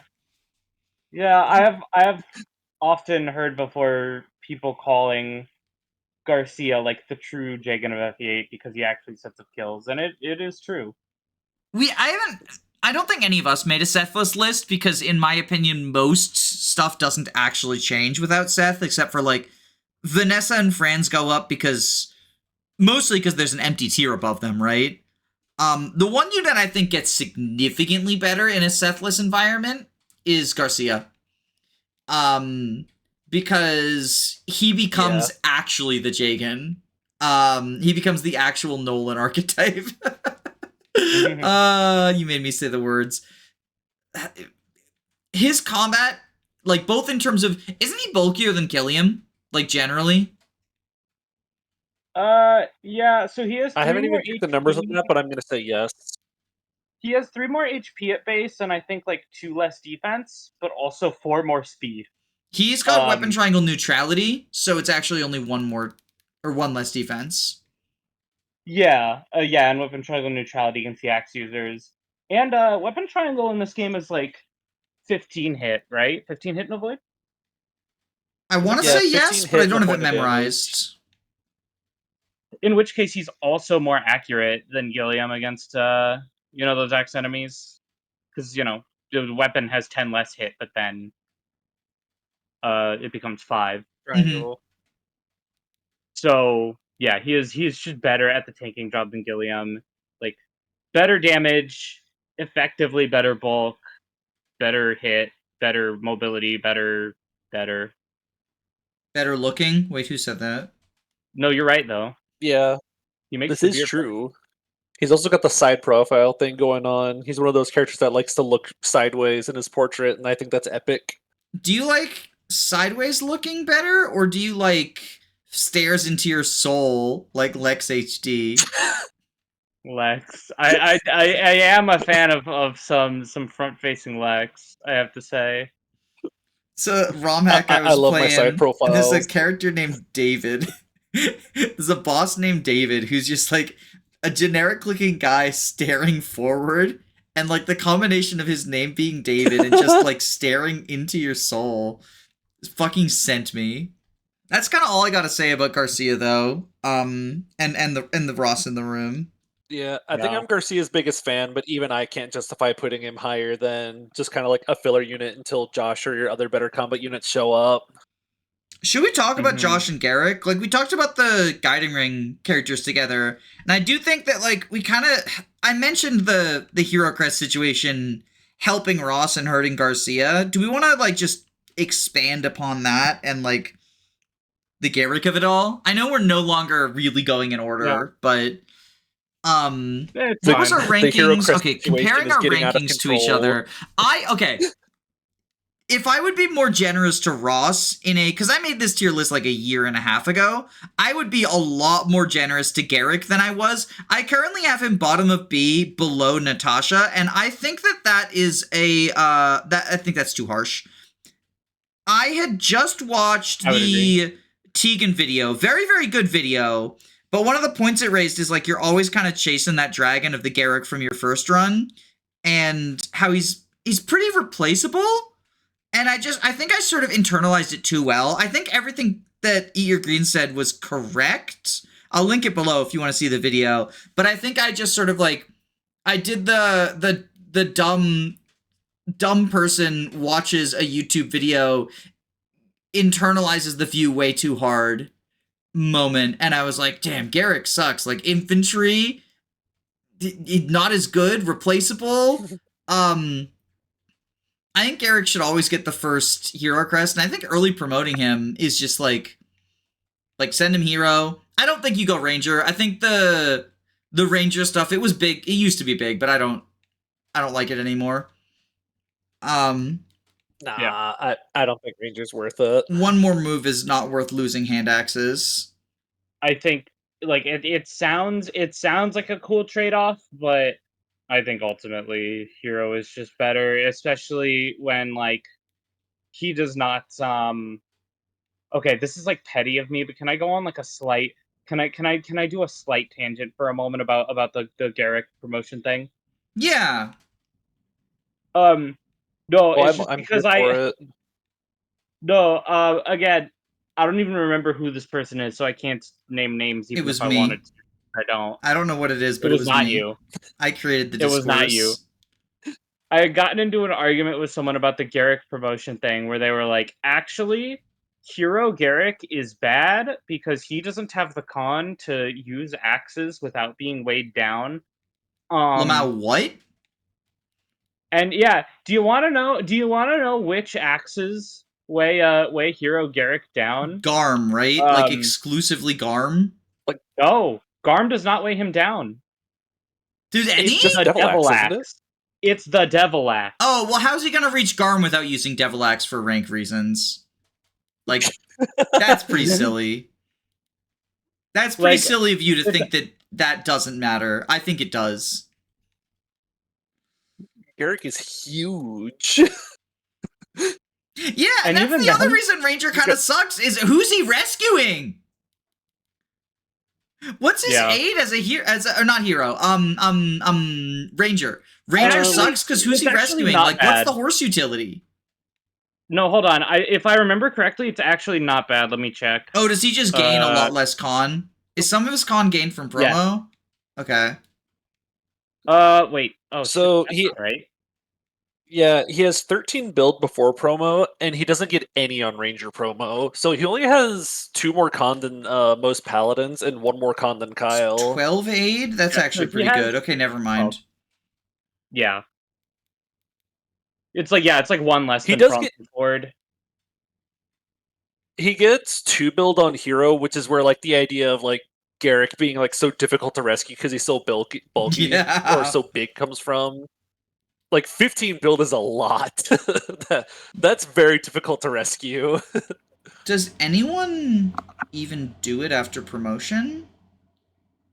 Oh, Mage Ewan. Oh. We finally found the cope. Yeah. Well, wait. He has 15. He has 15. How much does he have? 15 as a hero? Yeah, 15 in hero. Let's see. Does Yeah, I Loot think do it's it? like just Ewan. I don't think Loot does it. Loot does not. Yeah. Thank Female aid you, formula. Sexism Aid formula. Damn, yeah, so that's like the big, I think, downside to Hero is like he doesn't really get picked up by most people. Mm-hmm. But I do think like the combat difference is quite significant. It's worth it. You're usually best off just insta promoting him. I'll sometimes, if I'm like really in the mood for just making my Gerric extra juicy, extra spicy, is just ferrying him an Iron Sword, because his Iron Sword combat versus those soldiers in his joining map is not that bad. It just looks rough because he's trying to use a Steel Blade against them, so he's facing 60s and 70% hits versus them. Mm-hmm. But if you just trade him like an iron or steel, he does just fine versus those soldiers. So I'll sometimes give him like an extra 2 or 3 levels if I want to prey on the RNG gods, giving me an extra 3 or 4 stats here or there per level up. But he functions just fine, even if you just promote him instantly. Yeah, I'm generally of the same mind. But yeah, I think one of the big But- sort of I think one of the points I have against him that I sort of that caused me to underrate him was immediately after he joins our 2 monster maps where just about everyone and their mother can do really fucking good combat. So his like super overkill stats don't feel like they're necessarily like as good as, you know, Franz, Kyle, and Forde, who have good enough. Yeah. But I do think once you get into like the defense map with the Great Knight guy you gotta kill, and then Gehenna Hall and stuff, his combat lead does then start to actually matter. Yeah. There's a bizarre whiplash you feel playing the 2 monster maps in a row, and then you go to play the defend map and you get completely checked by like the rangers because nobody doubles them. Yeah.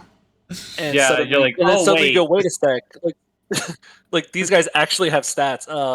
I was about to go off about Inez here there for a sec because I think those 2 monster maps give people a much better impression on Inez than he actually has. But I don't know if we would have saved Inez for a sec. Inez has worse stats than Gerric does before promotion. Inez's bases are worse than Gerric's bases before promotion bonuses. Yeah, I think a little bit before we talk about Inez, I guess we could talk about Joshua, though, just to finish up the Hero Crest discussion. Yeah. We'll round out the Hero Crest first. I like Joshua. I had him in the top of C tier, and I think that's like, I don't know, maybe a little too generous. I think his early game combat's good. If you use him long term, he can like use at Homa in the desert. He's kind of the only at Homa user, in my opinion, because everyone else is like chucking jabs and hand axes. Yeah. I know Jacob called himself Garcia's, one of Garcia's biggest fans. That's how I am about Joshua. I have him like bottom of B. I like Joshua a lot. I think, yeah, like you said, his early game combat's really good. And then, again, I don't think he gets the first Hero Crest, like, for sure. But, he can continue doing, like, some fairly solid combat for a little while after. And I think he's, I don't think it's unreasonable to say, like what I've done, for example, is I use him, through Chapter 10, use the Hero Crest on Gerric, but then he still puts in good work on Chapters 11 and 12 because, again, like you said, those are monster maps. A lot of those monsters are, like, one range locked. Like, he could do good combat. Can easily double, like, the Moth Dukes and stuff, which a lot of units don't do. Lance Reaver, the Gargoyles and stuff. He could still do solid combat, and then, like, bench him for Chapter 13, and then, hey, in Chapter 14, that's where you get your second Hero Crest dropped from an enemy, and I think he's a pretty solid user of it, especially because the boss of that map is a swordmaster who he's Carlisle, who he's pretty good against. Gel archetype. I like Joshua quite a bit. Obviously not as good as Gerric, but I think I would call him the second best of the Hero Crest users. Earlier you mentioned that, like, there's sort of a Mandela effect that most FE8 maps are monsters. And I feel like in a similar vein, and weirdly, because these are kind of incompatible, there's a Mandela effect that most FE8 maps have, like, 1-2 range spam as the best strategy. And I get it, because, like, in Fire Emblem 7 and 9, there's a lot of 1-2 range, like, mixing archers and mages in with melee guys, or just giving everyone hand axes and shit. In terms of the enemy formations, right? But in FE8, there are, like, obviously, being one range locked is a downside. I don't want anyone to think that I'm saying, like, it's actually doesn't matter that he can't attack archers on enemy phase. Like, no, obviously,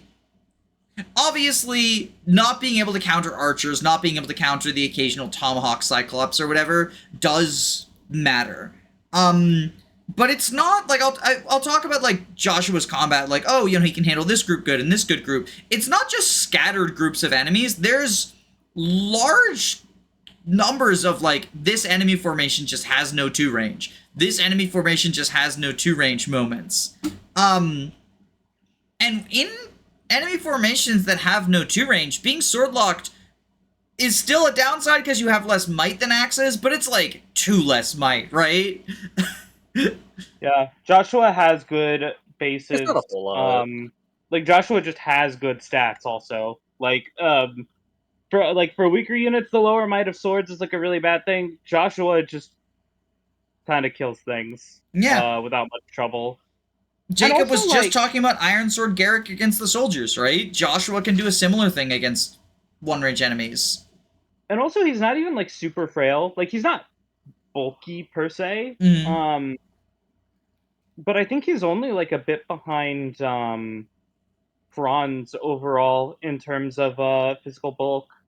Like, he's not, like, oh, like, this super frail unit in comparison to, like, your Cavaliers or whatever.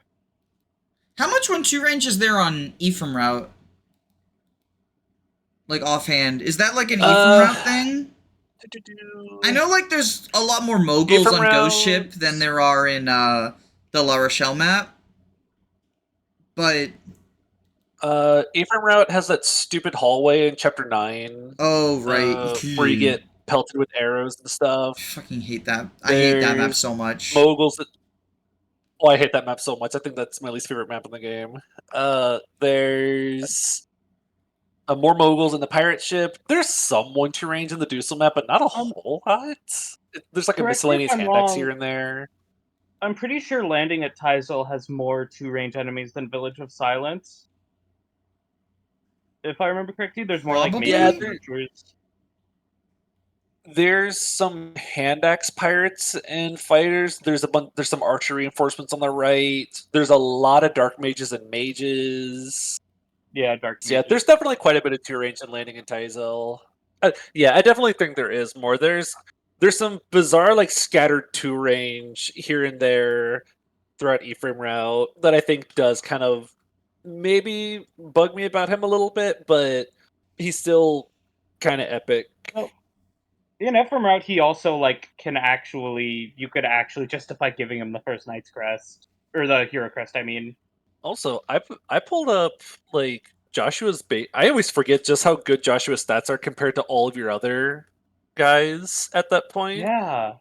Like, this is, like, comparing Joshua versus, like, a somewhat trained Franz and a somewhat trained... I guess Garcia could have been trained a little more, but, like, Joshua's got numbers. Yeah. Kind of epic. And he does, yeah. And he's gonna be one of your only units with C swords.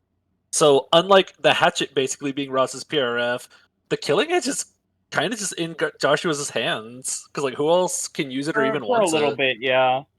Like Franz will be able to use it. I guess theoretically Erica, but like, come on. Well, she's got to use the Shamshir. True. True.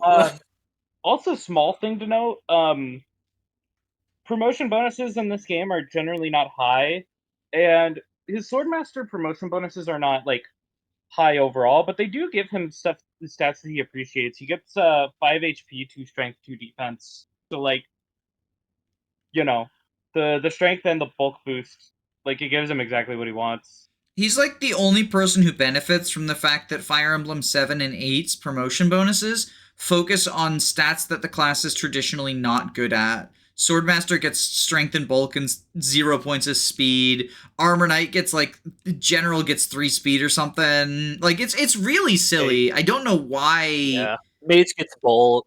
Yeah. Hey, this is Canas Erasure, I'll have you know. What does Canas get? He gets He gets like 3 speed. He gets 3 speed, but also 1 con, and he gets weighed down by Flux before promotion, so he effectively gets 4 AS. That's pretty epic. It's silly. But I do think it's like I guess I get what they're going for, but I much prefer the promotion paths that like basically every other game did, where it's like we're gonna lean into the class's strengths because that's why you're sending us that class. You know, you go general because you want a bulky unit, not a fast unit. Shoutouts to Awakening, where like promoting to general gives you like 9 HP or something. And engage. It's so awesome. Yeah. I love promo bonuses that give me numbers and my stats that I want. Modern FE looked at Thracia's Sage promotion and said, let's do that for every class. And yes, I agree. Let's do that for every class. Yeah, I think I like Joshua quite a bit. Not getting the first Hero Crest hurts him, but I think he still is pretty solid as a unit. Like, even having to wait until the second one, he still does a good amount for you throughout the game. And that's all the Hero Cresters, right? We're not like, I mean, that's everyone who fights over a I don't think we Hero have Crest. to talk about Marissa. Like, I genuinely don't.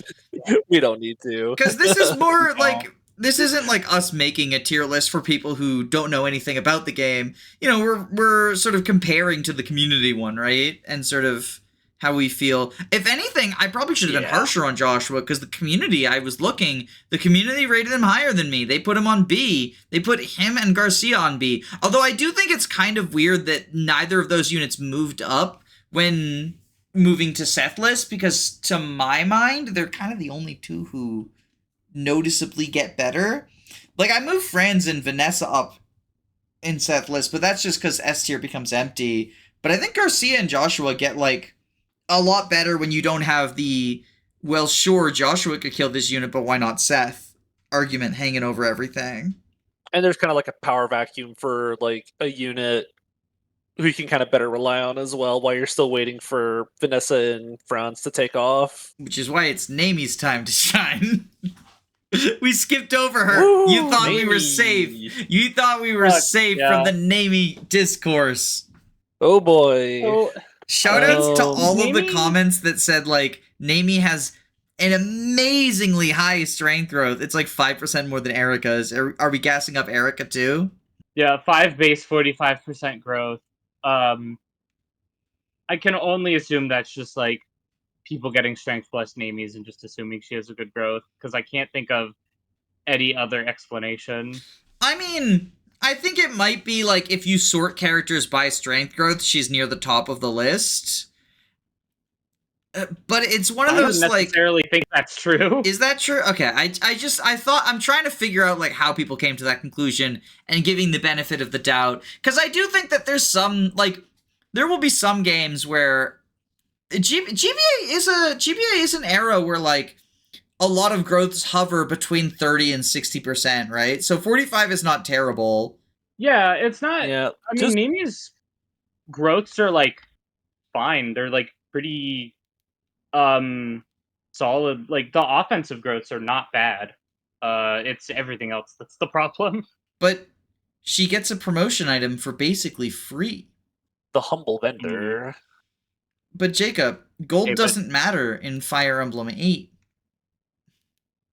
Uh-huh. Me looking Neimi fans dead in the eye as I sell the Orion's Bolt for the value of 5 torch staffs. Not just 5 torch staffs. Like we mentioned, Physic. You don't have the silver card for Physic. I like Physic a lot. I don't think I agree with you that healing is not like super valuable in Fire Emblem 8, but when I want to heal, I want to use Physic because Moulder and Natasha are not, and even Archer are not like frontline units. I think the other thing with Neimi that a lot of people sort of latched onto is the fact that she can promote into Ranger, which obviously is better than if she was locked to promoting to Sniper, but she is still by far going to be like compared to all your other Cavaliers and like Loot and them, it's still going to be by far like your worst like mounted unit out of those like early game training prospects. You also have to get her to Ranger. Yeah. You have to train her from level 2, basically only on player phase, with her like base 4 or 5 strength, and not enough speed to double, except for like soldiers and zombies.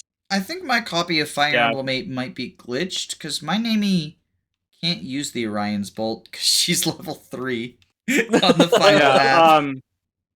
With 4 base strength, she is, even the enemy she is doubling, like the super weak soldiers and zombies, she is not one-rounding.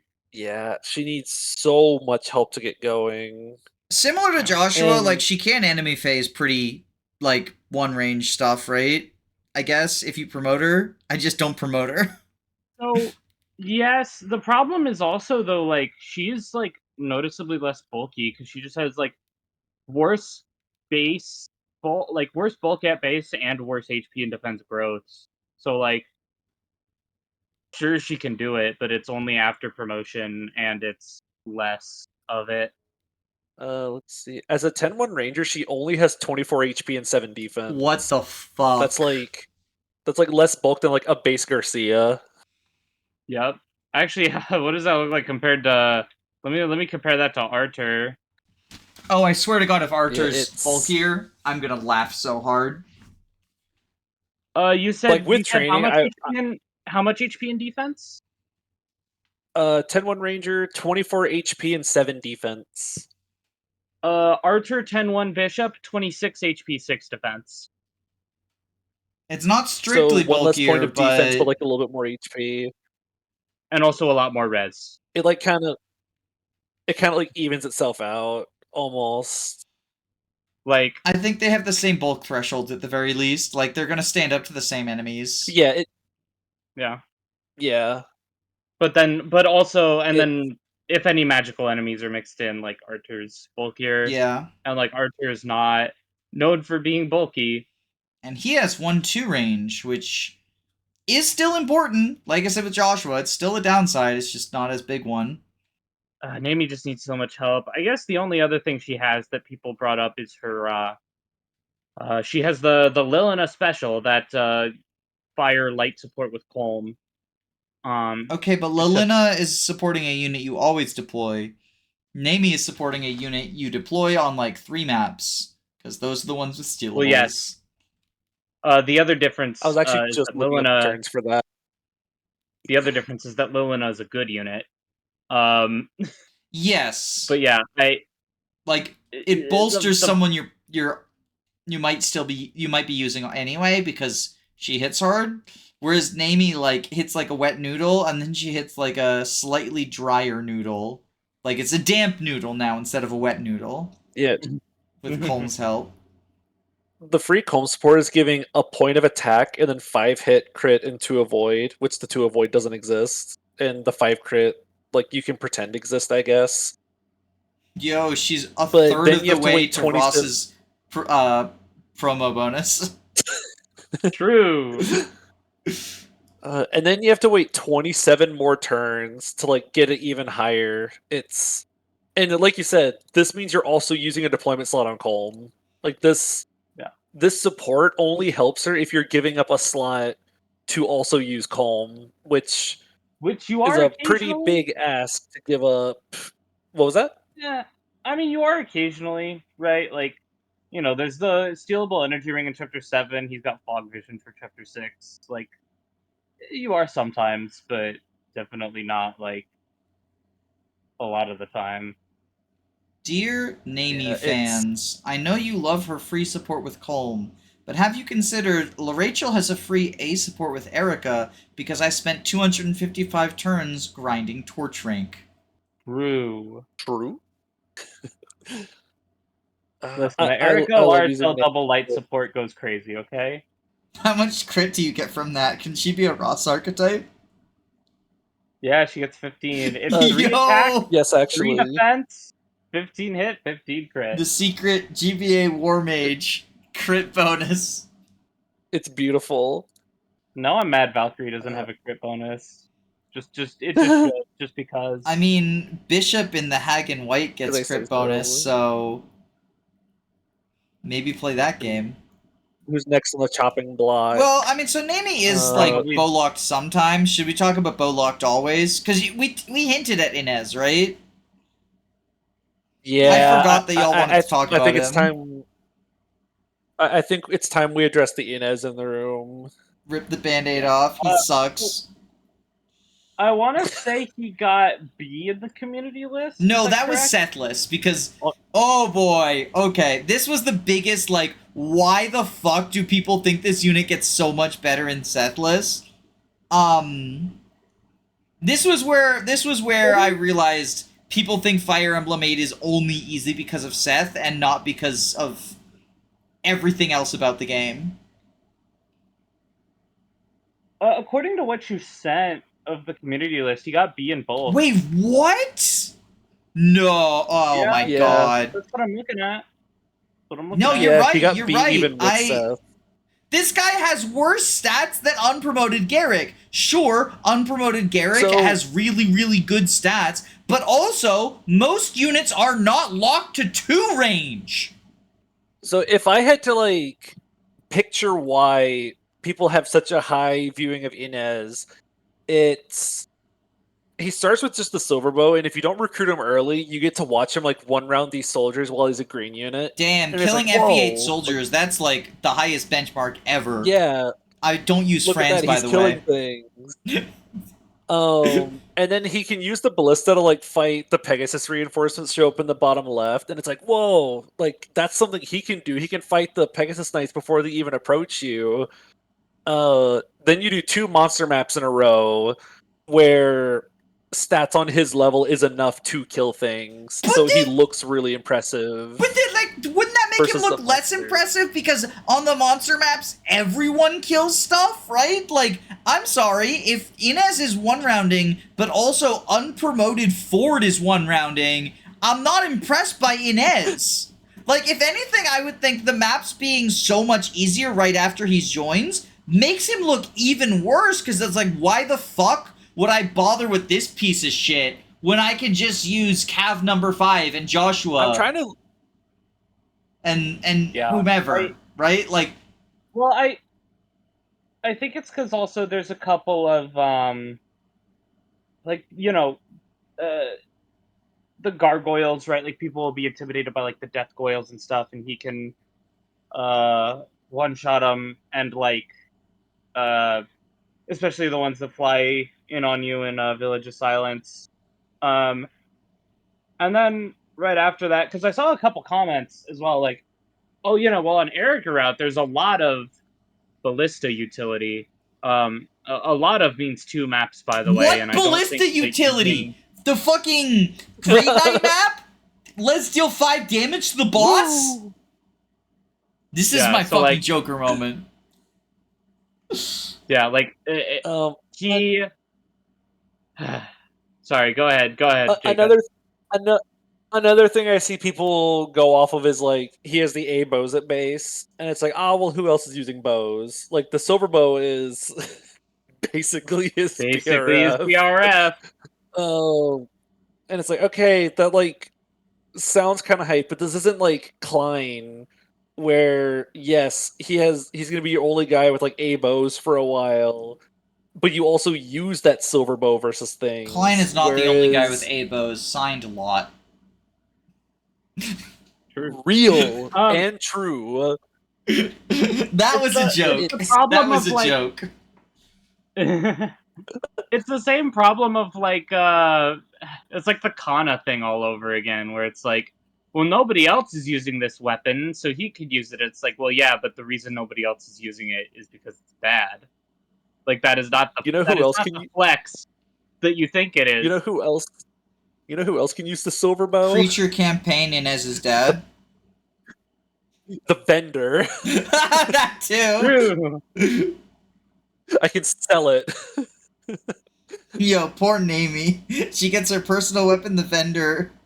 So she gets her personal weapon, the Orion's Bolt, and her personal weapon, the silver bow, sold to the vendor. It's I'm trying to look at it from like a less experienced point of view of like you use Inez in your first playthrough and he looks really awesome, or like you just use him a couple times and he looks really awesome because he kills things. But otherwise, I can't see any other reason for him to be as high up as he is. Like it's. I also think that like sometimes people kind of forget that there's no difference between like, you know, dealing 30 damage to a 30 HP enemy and dealing 60, right? Like when you see Inez kill a soldier, he's doing like 22 times 2 or whatever, because the soldiers are super weak. Mm-hmm. And like, yeah, your other units are killing, but you see that, and I think it's easy for a lot of people to see that and think like, oh, this guy has big numbers, he kills things really good, and think that his combat against actually bulky enemies and like actually tough enemies is like good. Because that's what I was thinking with him, like killing monsters. Is like, whoa, look how effortlessly he kills these monsters. This guy must be really good. But then you get stat checked by the defend map, and you suddenly realize, wait, why isn't Inez doubling anymore? What happened? Why is he like dying in 2 or 3 hits? That's what because happened? he's weighed down by the ballista, Jacob. Don't be a hater. I say after going on my fucking hater rant. God, Inez, I think Inez is very fucking bad.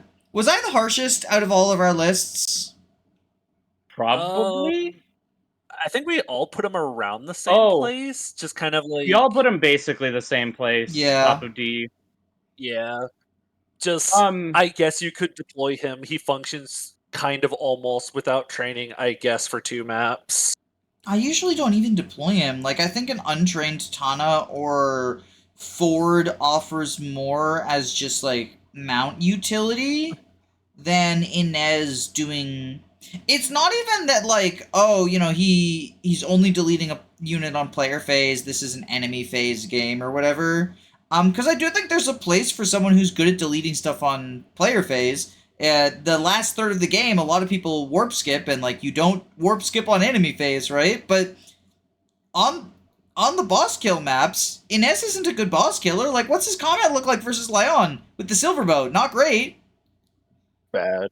But Danny, he's the Nidhogg. Well, and actually, the fact he uses the silver bow so early to like do a ton of damage, I feel like kind of weighs against him.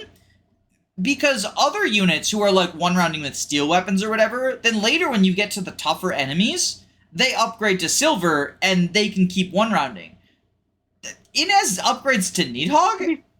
Maybe, I guess? I don't know. Okay, I mean, to be fair, I think he can use steel against a lot of the monsters in the... That's fair. Okay, I'm too mean to him. I'm too mean to this bozo. But I'm a hater. I find myself sometimes deploying him for like Village of Silence, just to be like, okay, well, you could shoot a gargoyle, you could shoot some gargoyles, some moguls, like you're doing something for no investment. But I don't know. He's like in that same camp of like Orson to me, where it's like I'm gonna use you for like a map, like Orson's like really good for one map and then doesn't exist. Inez is like decent for a couple maps and then doesn't exist. Oh, should we talk about Orson?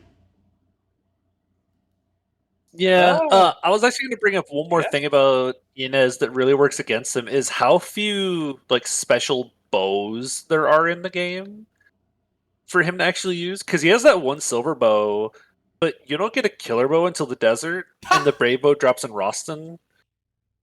I'm trying to look up And when I you get your forgot the first Brave Bow is longbow in so America late. route.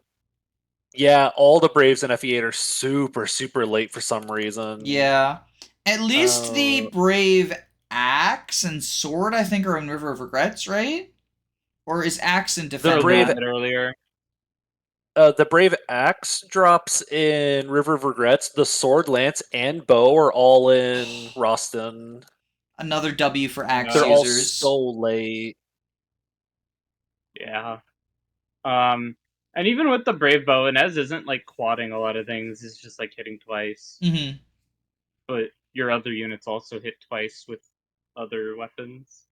The only other bow you get is like a longbow in his joining map. Otherwise, like it's iron, steel, his 1 silver, and the 1 longbow. When do you get a short And then bow? like the free short bow you get later. I was actually just about to look that up. I know you can buy short bows in like chapter 9 armory for whatever it's Aren't worth. they like more expensive than like steels or some shit? They're double the price of an iron and half the uses. What the fuck? It's incredible how much more expensive the short bow is, and it has half the uses. Oh my god, you don't get a free short bow in FE8 in Erica route. You just get it in 12B. That's so funny. Lol. That's very. I mean, like, who cares? But also, lol. Yeah. Because I can sell it. It's the Yeah. white gem. You mentioned What is it? Orson. Yeah, so I put him on the Yeah, first. I put him on the regular community poll list, and everyone memed him into S tier. So I just made him a meme in the Sethless one. I didn't make him voted on, but I personally am of the opinion that these tier lists, they're just like, you know, the hypothetical of ranking units. The quote unquote point is not really like we aren't making guides, right? We're doing sort of like a fun thought exercise of how much do you value this, that, or the other, which is why we all have different rankings. With that in mind, I feel like it is a fun thought exercise to say, if we look at the bottom of the barrel, how many of those units are less valuable than being the best unit for exactly one map and not a particularly hard map either? You know, this isn't an Athos situation where he's the best unit for one map, but that's a really big deal. Like, Orson is the best unit for a map that, like, you could solo with Ephraim if you wanted or something, probably. And he's arguably stealing experience, but people, like, oversell just how impactful that is. So, like, I don't know. Yeah. I think being like, you know, oh, well, Ross is pretty bad, but is he worse than only existing for one map? Neimi is pretty bad, but is she, you know, those sorts of deals? Is fun, but people seem to disagree, which is why I'm not going to force people to do something they don't want to do. I'm just curious how y'all feel about that, though, since I think both of you ranked Orson in a place that's like, normal, not S tier. I don't think people actually think Orson is S tier. I did see a few comments that were like, I'm rating him based on how good he would be if you got to keep him, and he would be better than Seth, and I'm like, okay, but that's not what's in the game. Like, I'm rating Joshua based on how good he would be if he had 15 movement. Yeah, but what if I mean, I see tiering Orson as no different than someone like Avel, almost, where even though you only have the unit for a really short time, it's still like fun to try to think about like what contribution does this unit bring to the table in one map versus what some of these units contribute against the entire game. Yeah. See, I personally do not rate Avel, but it's not because she leaves, it's because of the... Luna hasn't played Fire Emblem 5 yet, so I'm going to be very vague about this, but if you played it, you know. There's something the game doesn't tell you about Avel that makes it so I don't like rating her. Are you talking about, because I know some things about Thresia just through osmosis, are you talking about the hidden skill that she has? Yeah. Effectively? She's literally invincible. And I also don't like rating the Black Knight for that same reason, because it just feels weird to me. I don't know why. My brain just, I don't know. I mean, to me, no unit is, like, off the table if they... Like, if they actually exist as a playable unit and can do something for you, like, to me, no unit is, like, off the table. Mm-hmm. The only exception, okay, I guess like fucking The FE12 okay. clerics. I haven't played FE12 yet, so I wouldn't know. There's I was gonna say 4 like clerics who join on the final map. They're part of the final map gimmick. Is the final boss has kidnapped 4 clerics who are all playable units from FE11/FE1, and you have to recruit them all because every time you kill the final boss, instead of dying, he kills one of the clerics and self-revives. So you recruit them, and the recruited ones don't give him extra health bars. But they're like fucking D-rank stabs on the final map. Larachel moment. Yeah, no, I was gonna say like, ranking like Rinka and Sakura in Conquest because they're available in the Branch of Fate or whatever. Like, all right, I think that's kind of a meme. But What about Rallyman? what about Rallyman, Danny? Woo. What about ranking Oh, the boy. past Falco Knights? They're available. Danny, I'm not gonna engage in this conversation. Yeah, you're gonna That's face the in name of this that one. conversation. We made the same joke. I'm moving on to talk about Orson. Okay. Yeah, Orson, like, I don't think he's off the table to rank. Obviously, if people like don't want to, that's fine. But then the answer to that is don't vote on the poll instead of leaving a comment about how he shouldn't be tiered to begin with or whatever. Oh, right. That was the kill yourself poll. I forgot about that shit. Yeah, people leaving comments like that about fucking Orson. There was like, does not vote. Like, obviously the kill yourself was the most extreme of them, but there was like genuine hate comments, and not just directed at me, but directed at anyone who bothered voting. And I'm just like, y'all, it's a fucking Fire Emblem tier list. Touch grass. I hate touch grass because it's like it is a little reductive, but I think at the point where you're like getting mad over someone else choosing to vote or not vote on a Fire Emblem list, it's kind of the only appropriate response. Just use Orson, please. Like, don't like soul the map with him, of course, especially if you want to train up one of the other units. But please just use Orson. Like, if having Orson like poke a guy will help make the map clear less tedious, like please just do it. He's not eating so much EXP that your other units are going to be unusable because of it. Please just use the unit. Yeah, but if he gets a level up, he'll be a tougher boss, right? Question mark? That'd be really funny though. Well, okay, I said that as a joke, but in Tearing Saga. Oh, goodness. In Tearing another reason Saga, to play there's an TRS. Orson archetype who you fight in the story, and there's 2 instances where you fight this Orson archetype, and in one of them this person has fixed stats, but in the other one he has the stats he had when he left you. That's epic. I love it. Listen, One of my favorite units, like from a Anything- design perspective. listen, the way I see it is anything that gets me done with playing 5x faster is a good thing. I was thinking because we were talking about 5x. Didn't Forde end up low on the tier list, or did he end up next to Kyle? So both in the I can't remember how much Forde hate there was. in the Proseth list, both Forde and Kyle ended up in B tier, but Forde got like a higher percentage of like F tier votes, which I think is similar to Orson, just memes.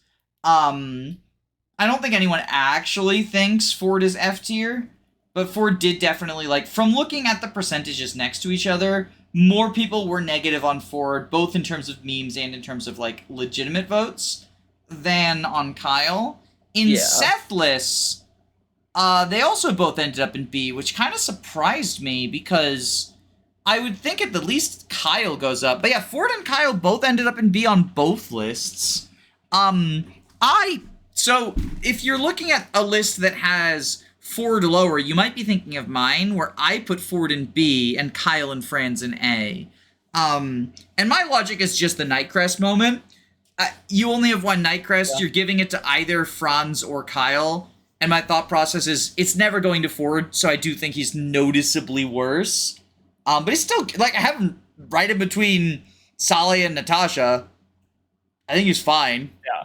Yeah, we all three of us did that of like Franz, Kyle, and A, and then Forde and B. And I think we all have that exact same reasoning for it. Oh yeah, I'm just preaching to the choir. I'm surprised Kyle's so weak. Yeah, he's.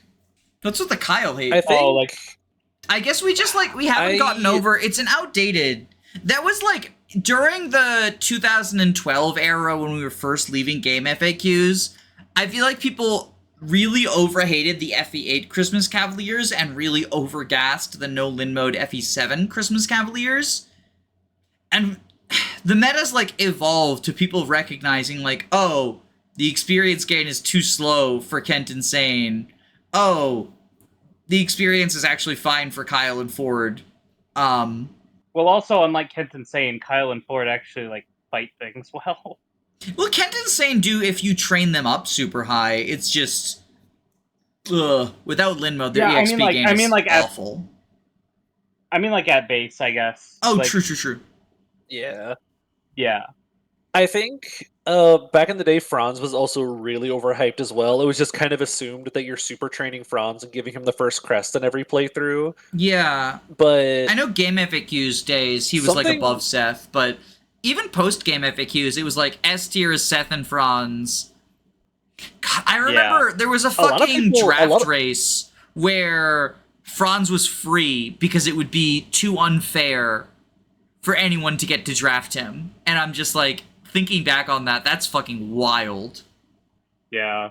A lot of people really saw Franz as a second Seth almost. You just have to invest into him a little bit, but now you get two Seths.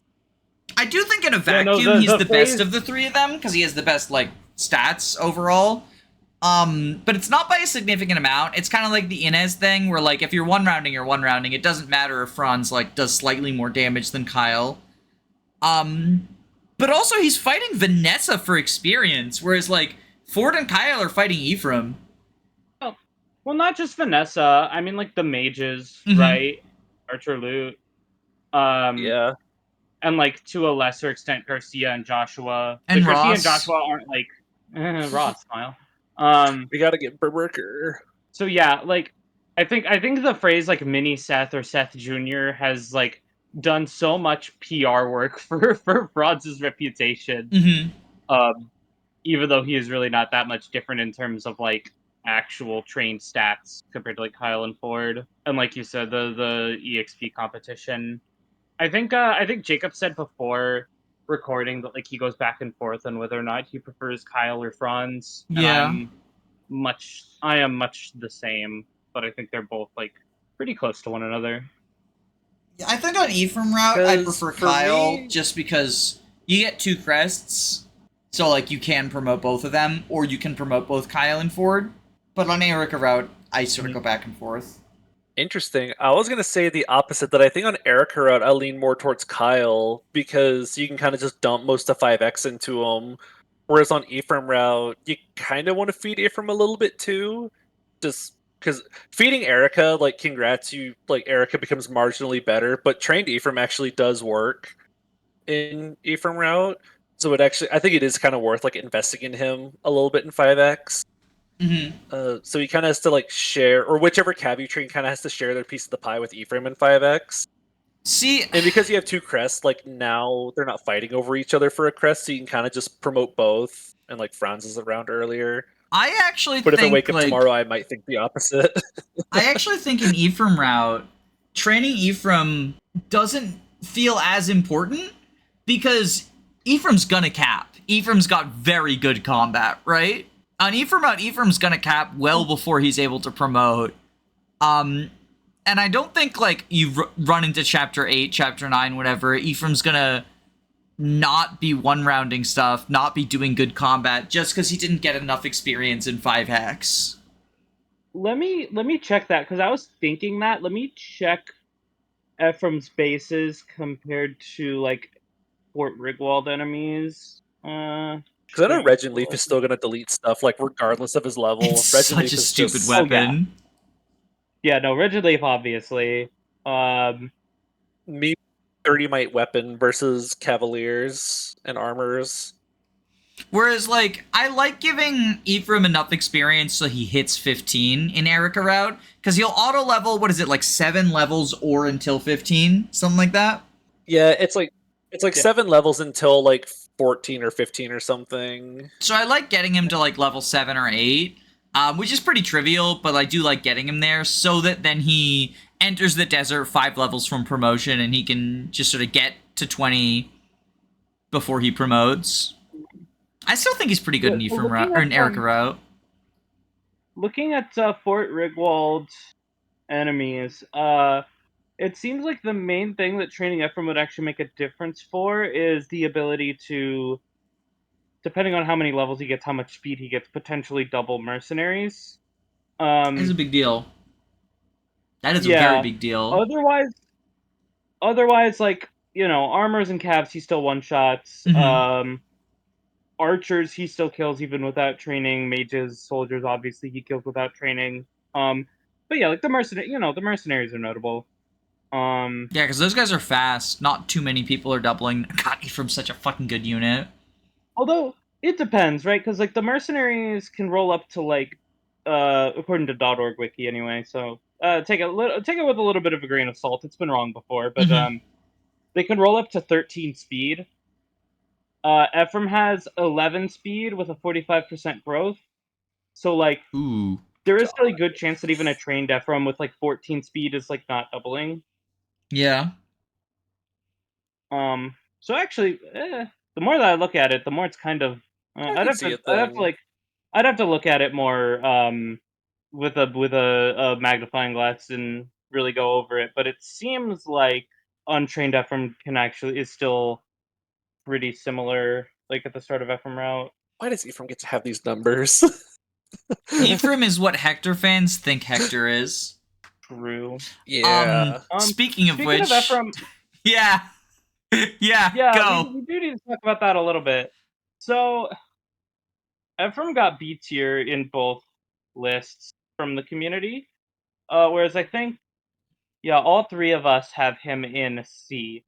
Um, and I think Ephraim, and this is not just Ephraim. There's a few other units on the list where I think Dusel the diesel engine. people, Dusel and Myrrh are the other two that I'm thinking of. Yeah, where people really don't like penalizing for availability if the unit has impressive combat. If a unit has big numbers or if they just do a big number damage, people are very much against, because there is a lot of like Ephraim A tier voters. Um, Despite this is an Erica route list and it's not He in the doesn't game for a exist. lot of the game. Some amount of that uh, was definitely people not reading the list. I did get comments that were like, on Ephraim route this, on Erica route this, it averages out, which, ugh, I hate the fucking averages out thing. You're rating a unit who doesn't exist. There's no such thing as an average between both routes. But I did also get comments from people saying, like, if this was his route, he would be S. But because he misses some maps, he's only A. Or I don't care if it's Erica route, he's still good. He's better on Erica. Oh, I did get some. He's better on Erica route because you don't have to train him. As if Ephraim route Ephraim isn't just Oh my fucking gosh. naturally hitting 20. I think this is such Yeah. a testament to just how good Ephraim is. Like how easily you can just deploy Ephraim and have him kill things. That no matter what context you put him in, a lot of people are just willing to look at him and go, "Yeah, like this unit's really good. Like why wouldn't he be any lower than B?" Even though like contextually, right? Obviously he's good on 5x, although he's also competing for experience. But like he's good there. But then, like chapter 8, him and his squad, there's a few enemies on their side, but they're out of the way from a lot of the action. And then he comes back in chapter 15, where he can fight some of the calves down there, but he's pretty limited in terms of where he can actually be, because he starts all the way at the bottom and 5 movement and all that. Well, and he joins Uh, next to Dusel, who, if you want someone to kill those calves, have I got the unit for you? yeah, Uso's more mobile and bulkier. And then in chapter 16, Ephraim's not doing shit because like he's 5 movement when the rest of your army is 6, 7, or 8 movement, and like you don't even have to drag him to the seize point. You're dragging Erica to the seize point. Chapter 16 is also like another like stat check in some ways. There's some really terrifying enemies on that map. It's not going to be like FE6 late game tier enemies, but you have like scary druids. There's like a ranger and some Valks that show up as reinforcements. There's some sages that'll blast you. And Ephraim really doesn't want to face any of those. Obviously, then he gets his PRF and a horse, and he's super strong, but by the time he promotes, there's 5 maps left in the game? Yeah, I think he makes a pretty decent boss killer in those 5 maps. Like, not the best one. He does. You know, like Dusel exists, Gerric exists, a hyper-trained Cavalier, or even like, if it's a Ross run, I think he's a decent boss killer. Cormag, yeah. Cormag has the advantage too if you're doing a warp skip, and maybe your warper doesn't have the best like magic range. Because he flies, he can sort of make up for that distance. And yeah, like he does good combat while he's around, but it's kind of there's an asterisk next to all of his maps before his promotion, basically. Whether it's like he's competing for that experience or he's very out of the way for most of the action or not being that good on chapter 16 in general. And then by the time he's like no strings attached, just straight up really good, like the game's almost over. He is force deployed on final, which does at least give him like a tiny bit of self syndrome where it's like, you might as well train him up a little bit. Yeah, I mean, Sigmund. Yeah, really you're going to beat him like all you need to, and then after he's free, and then he promotes and he kind of just kills things with Sigmund because big might weapon that gives 5 strength. I was gonna say, you mentioned that like he's part of a group of people not penalizing for availability.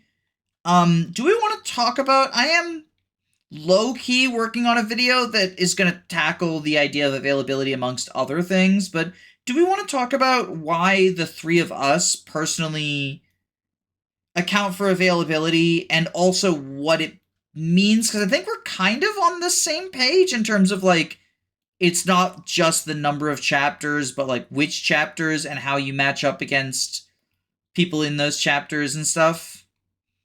I mean, I guess you can start off because I think we are on the same page, but so say it because I think we do all agree. There's sort of the idea that like availability is just a LTC elitist type deal thing where you're unfairly penalizing units, and you might as well it comes from the idea of like approaching tier lists as guides where, well, if you say, let's say, I mean, Ephraim, if you say Ephraim is bad because of his availability, you're encouraging people not to use him when he's there. And it's like, no, I think we come to these lists to sort of like, again, it's a fun thought exercise, right? How much do I value Ephraim being pretty good for the last third of the game as compared to Josh was around for a lot longer, but arguably not as good, doesn't have as much going for him in each of those maps. It's arguable, but I think that's a thing that a lot of people would agree with. Right. Although, again, as you mentioned, the asterisks is in some of Ephraim's maps, yeah. So one of the ways that I like to look at ranking units is sort of problems caused, problem solved. I'm stealing this metric from Imported Cheese because I'm a hack and a fraud and a thief. But like a unit who isn't around in chapter 10 can't solve problems in chapter 10, right? If I have a problem where there's a very threatening enemy in chapter 10 that I want to kill, Ephraim can't do that for me. And so he doesn't really, I penalize him for that, right? I penalize him for not being able to solve this problem. Yeah. Inez similarly can't solve the problem of there's an enemy I need to kill on enemy phase, and he got penalized for that in my list. I think that the drawbacks that units have, like, they don't have to be the same drawbacks as each other, and part of the interesting conversations in these lists is weighing, we can all agree that it kind of sucks that I don't have Dusel in chapter 13, which I find hard or something, right? But how much more does that suck than Dosla exists, but his stats kind of suck there, right? Right. Yeah. I feel like I'm not articulating myself super well on the point. I think I'm explaining it poorly and perhaps making it seem even worse for the anti-availability heads. No, you're good. I can share my, like, the way I look at it, Yeah. which is the way that I think about units is pretty simple. It's how much does this unit contribute to me beating the game? And I feel like that basically touches on a lot of what you're saying, which is like, okay, a unit cannot contribute to helping me beat the game if they're only in... They cannot contribute a lot to helping me beat the game if they're only in one chapter of the game. Mhm. And I know you've said in the past, like, you don't reward early units for good availability, you penalize late joining units for bad availability. And Yeah. Because, like... and it's for that reason, right? Like, Neimi being super available does not mean she's actually helping me beat the game more. Yeah. She sucks. Neimi helps me in fewer maps than Ephraim does, even if she's technically deployable in more maps. I also think, again, it's not a pure numbers game. Like, I don't think Sacred Stones is the best example for this, because there's not that many maps where I can point to and be like, this map is a big deal. Well, actually, no.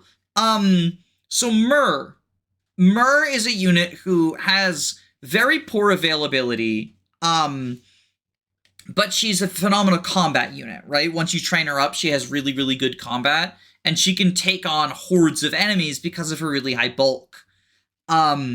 A map where I would like someone who can enemy phase hordes of enemies with really high bulk is Chapter 15, Scorched Sands, which is the last map that Myr misses. And I think it's a pretty big deal that, like, in the map where you would slot in sort of her skill set, both in terms of there's weak enemies she can train on and there's hordes of enemies. It's a route map. You need to kill them. She just misses that. I feel like that's a much bigger deal than her missing the fog map.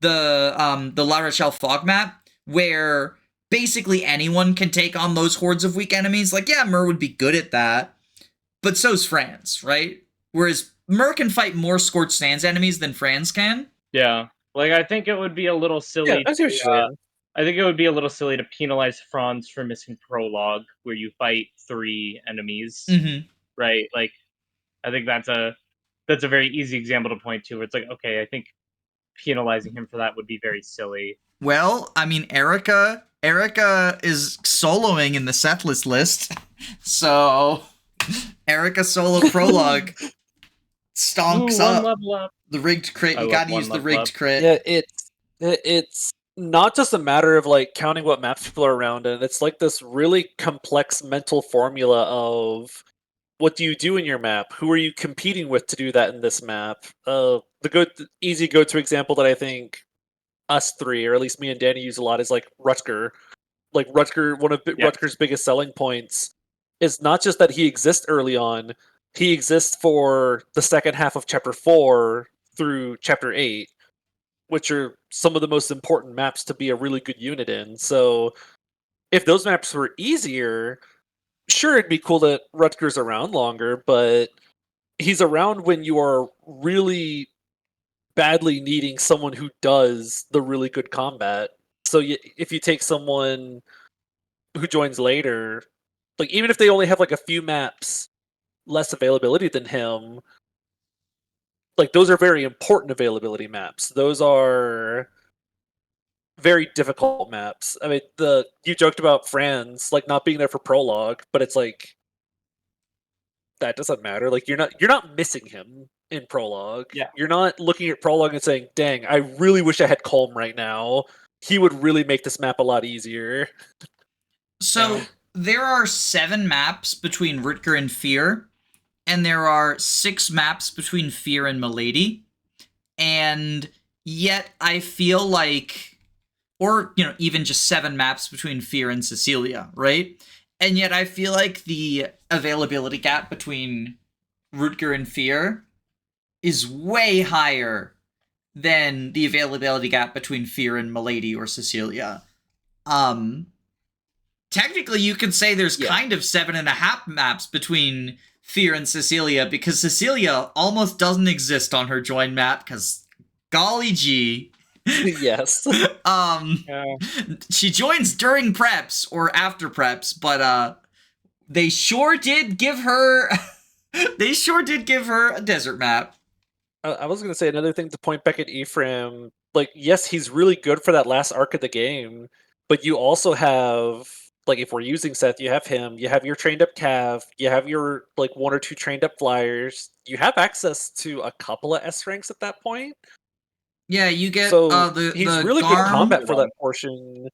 Yeah, you'll at least have Garm, Excalibur, Udholma, and Needpug. Yeah, that's it, because Gleipnir's not a real weapon. You get Vidofnir after the river, right? You get Nidpug yeah, and you get Vidofnir after the river. After the river. Yeah. So even for like chapter 16 and onwards, you have Ephraim with his really good combat, but by that point in the game, you kind of already have a lot of really good combat as well. So Ephraim's really good at killing like that one scary boss, like fighting Leon. No, Leon can be really difficult to kill without someone with just absurdly above curve numbers. But for a lot of like the general mob fights against enemies, the overkill combat only gets you so far before like what Ephraim's doing right now can be replicated by someone else who's been around longer as well. Yeah, I was gonna mention that because like pointing to Dusel, who I think is in a very similar situation, right? Similarly unavailable, similarly like good stats, and people rated Dusel B.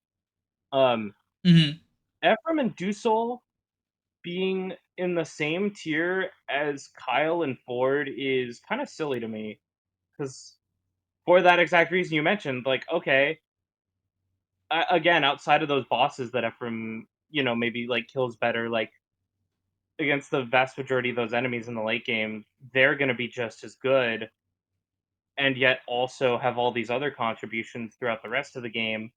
Why are they in the same tier exactly? Not only that, but if Kyle and Forde joined as like auto-leveled 21 paladins alongside Ephraim, story just says they go with him because they, want to kiss him on the lips or whatever. They have 8 move. Dusel has 6, Ephraim has 7. Like, against the mobs, I'll take the 8 move guy if everyone's one rounding. Yeah, Kyle and Forde are like slightly worse against Blyon specifically. Who fucking cares? Like, is Ephraim even the best killer of Lyon on Erica route? I don't think so. I think Mir and Gerric are at the very least better. Seth, obviously, if you're using him, but like that's the cheater answer. Rig Cormag Pierce if you're fucking based. Slayer Natasha, I don't know. Boss killing Luna Knoll. Goodbye resistance. True. Real.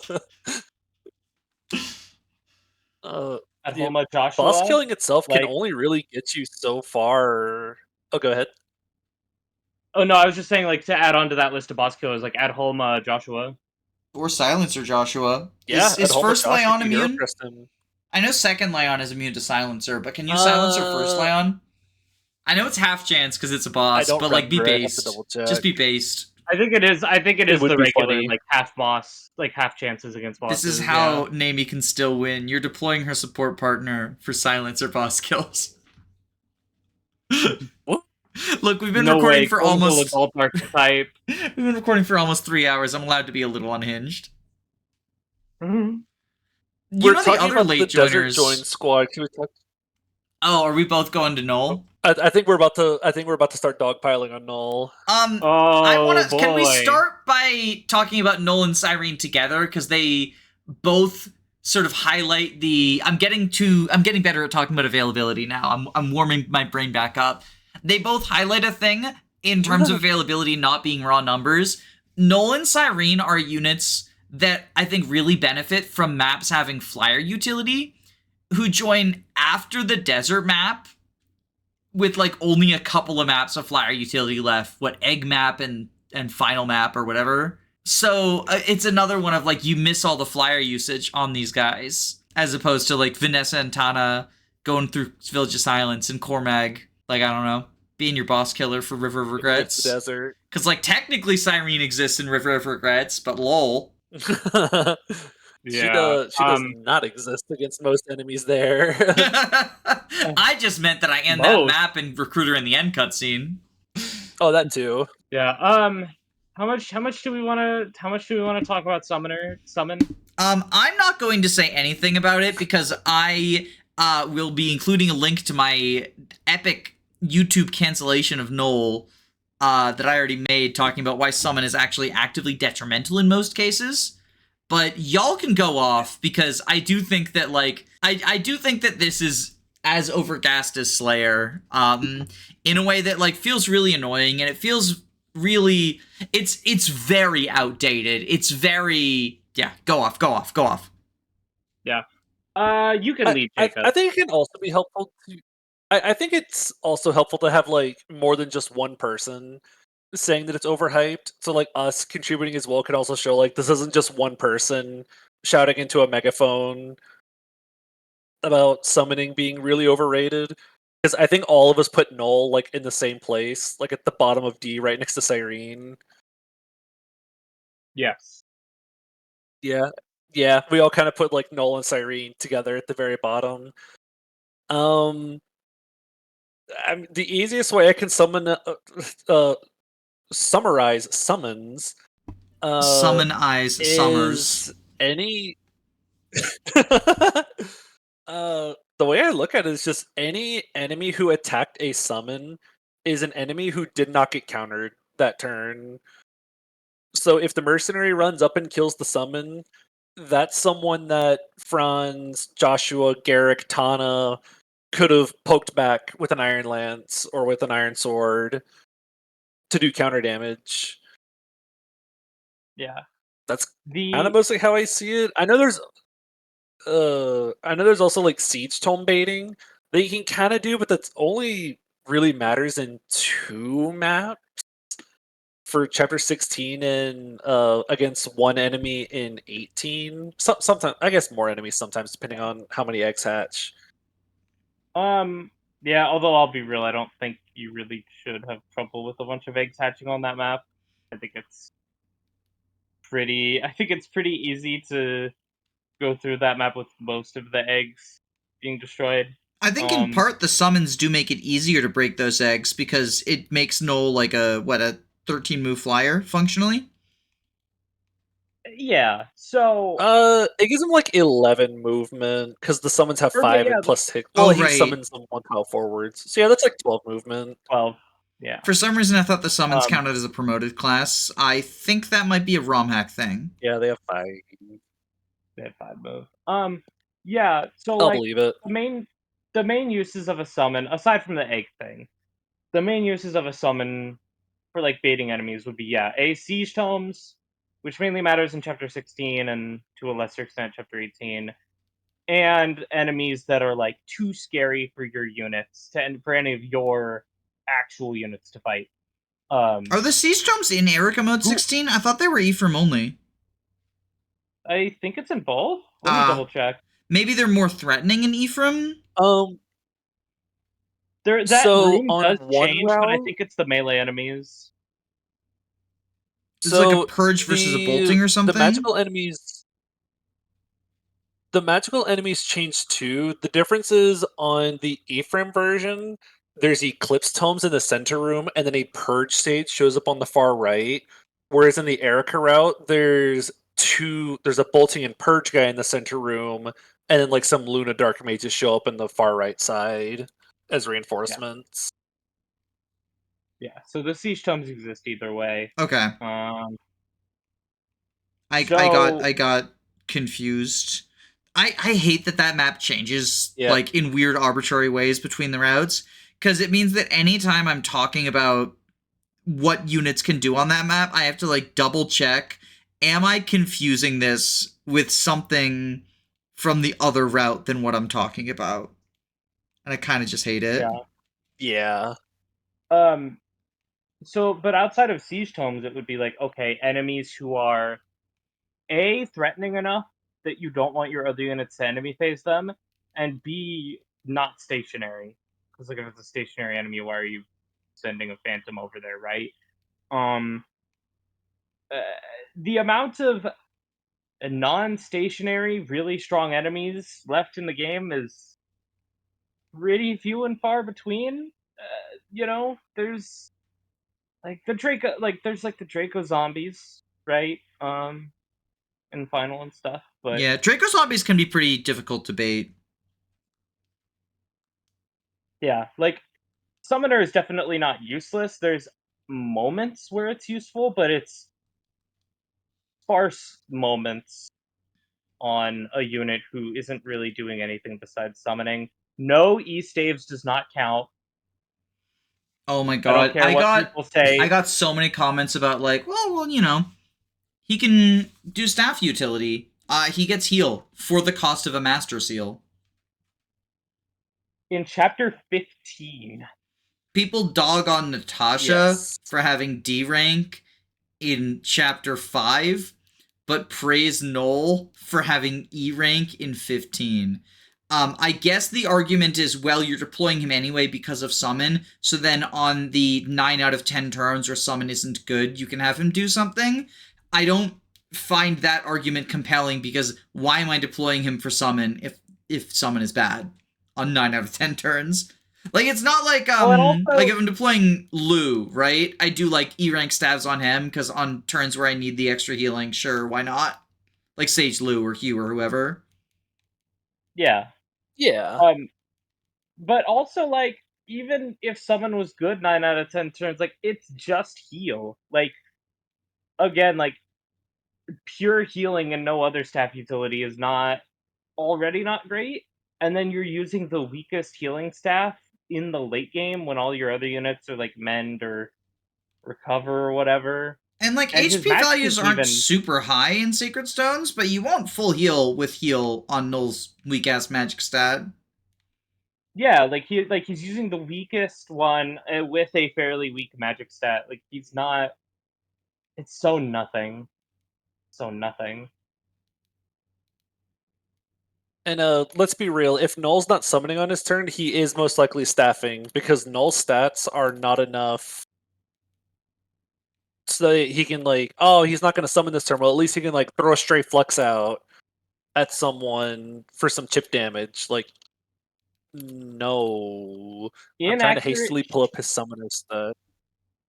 An inaccurate single hit of chip damage is not worth anything in the late game. Like, it is just My not. goodness, there we go. Yeah, as a... I forgot to type the thing in. Hold on. We're experiencing... I was Technical going to say technical difficulties, but difficulties. it's more like skill issue. Luck I'm issue suffering and from a skill severe case issue, of skill actually. issue. That's the Knoll specialty. Actually, does he even have bad skill? I know he has bad luck, because his execution.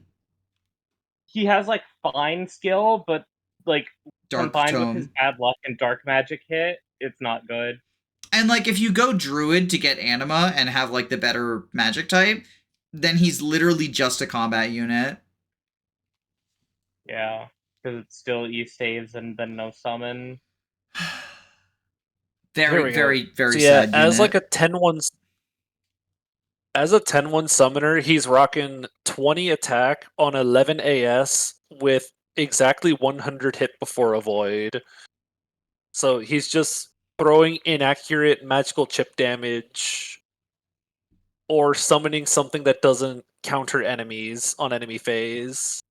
There is the cheeky stationary boss break their weapons strategy, but I see that in the same category as, like, boss abuse, arena grinding, torch staff spamming, where you might as well go in the tower at that point.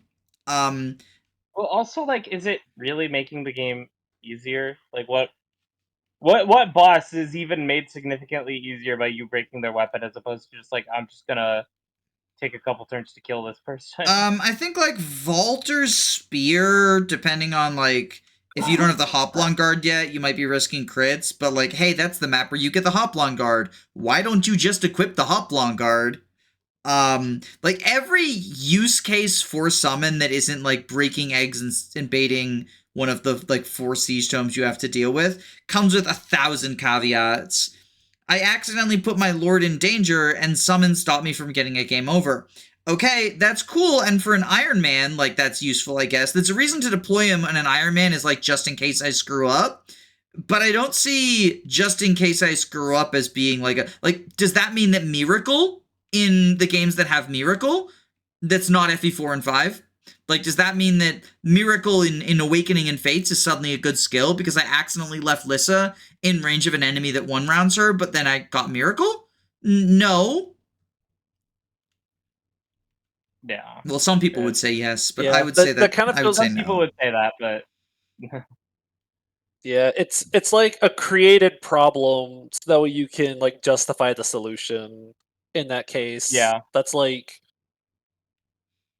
making a problem so you can use your solution almost.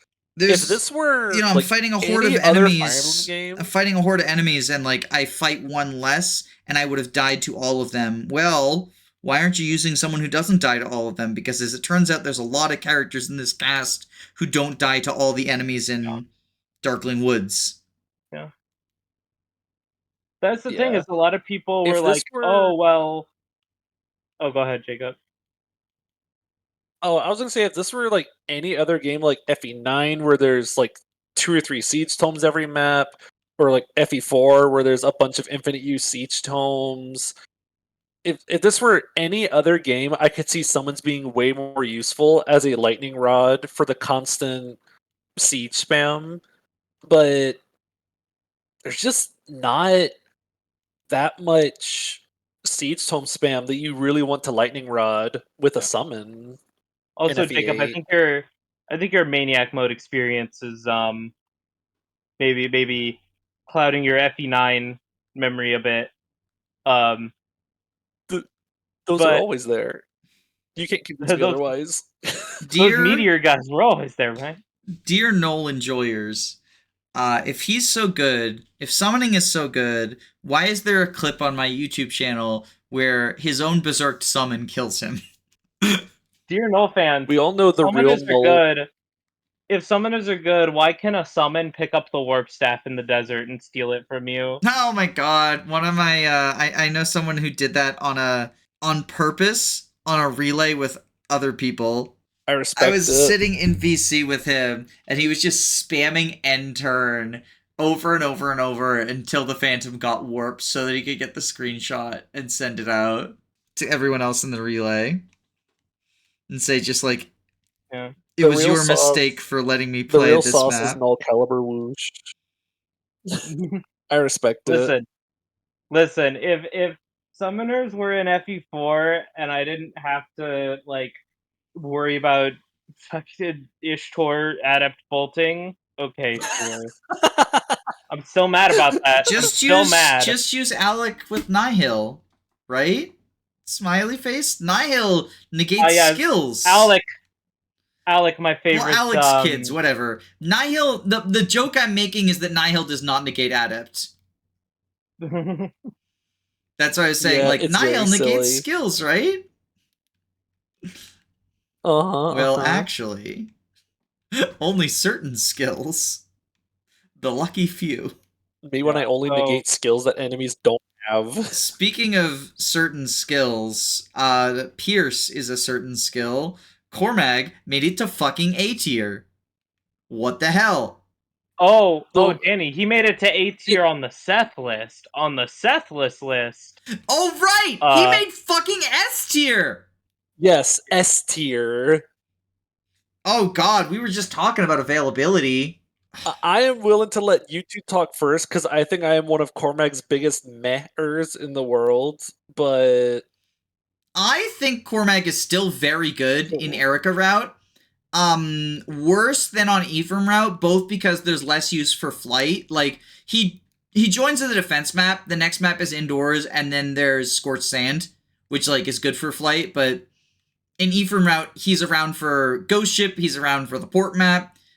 He's around for the other port map, like all good uses for flight. He's around for killing Cordelia's daughter. Selena? Yeah, Selena? Oh yeah. that's because that's okay. I was making for anyone who hasn't played. Yeah, I So gotcha. Severa from Awakening is Cordelia's That took daughter, me a sec. and then Selena is what Severa calls herself in Fire Emblem Fates, only for Game Boy Advance. So I'm autistic. My brain jumps all over the place. Maybe it's my ADHD. I don't know. Something about my broken brain was like, everyone will follow this chain of logic immediately, and y'all didn't. So, egg on my face. But yeah, I think Cormag, so he joins with very good stats. I think he is kind of like Gerric, just ready to slam the promotion item that starts in his starting inventory, right?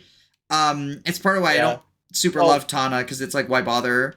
Yes, no, I want to talk about Tana after we talk about Cormag, by the way. We can talk about them together, sort of like the ring crew. Because I think because Tana got A in... Actually, did she get A in both? Yeah. She got A in both, yeah. People love Tana. So Cormag joins pretty late, and he has a similar issue to Ephraim and Dussel, where, there's the availability, but to a lesser extent than Ephraim and Dussel,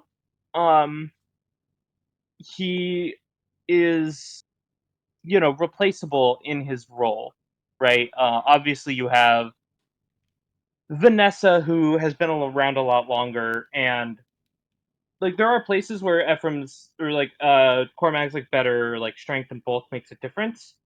But there's also places where it doesn't.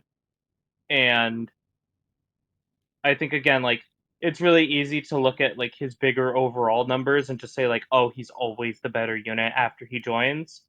But sometimes there are also a lot of times after he joins where him and Vanessa are, interchangeable. There's also times where Vanessa's speed makes a difference. I think fewer than his strength, but sometimes she doubles enemies that he doesn't, and I think that's pretty cool. Yeah, so like heroes or sword masters like Carlisle or Kalec, is that his name? The hero in chapter 15? Yeah, that's Joshua's best friend. Hero boss. Best friend. When I played this game in high school, I got the boss conversation between Kalec and Joshua, and I was like, this is the best piece of writing in the entire history of literature. It was the most hype moments in Aura shit ever. It's pretty neat. That's awesome. Obviously I don't believe that now, but just an insight into teenage Danny's mind.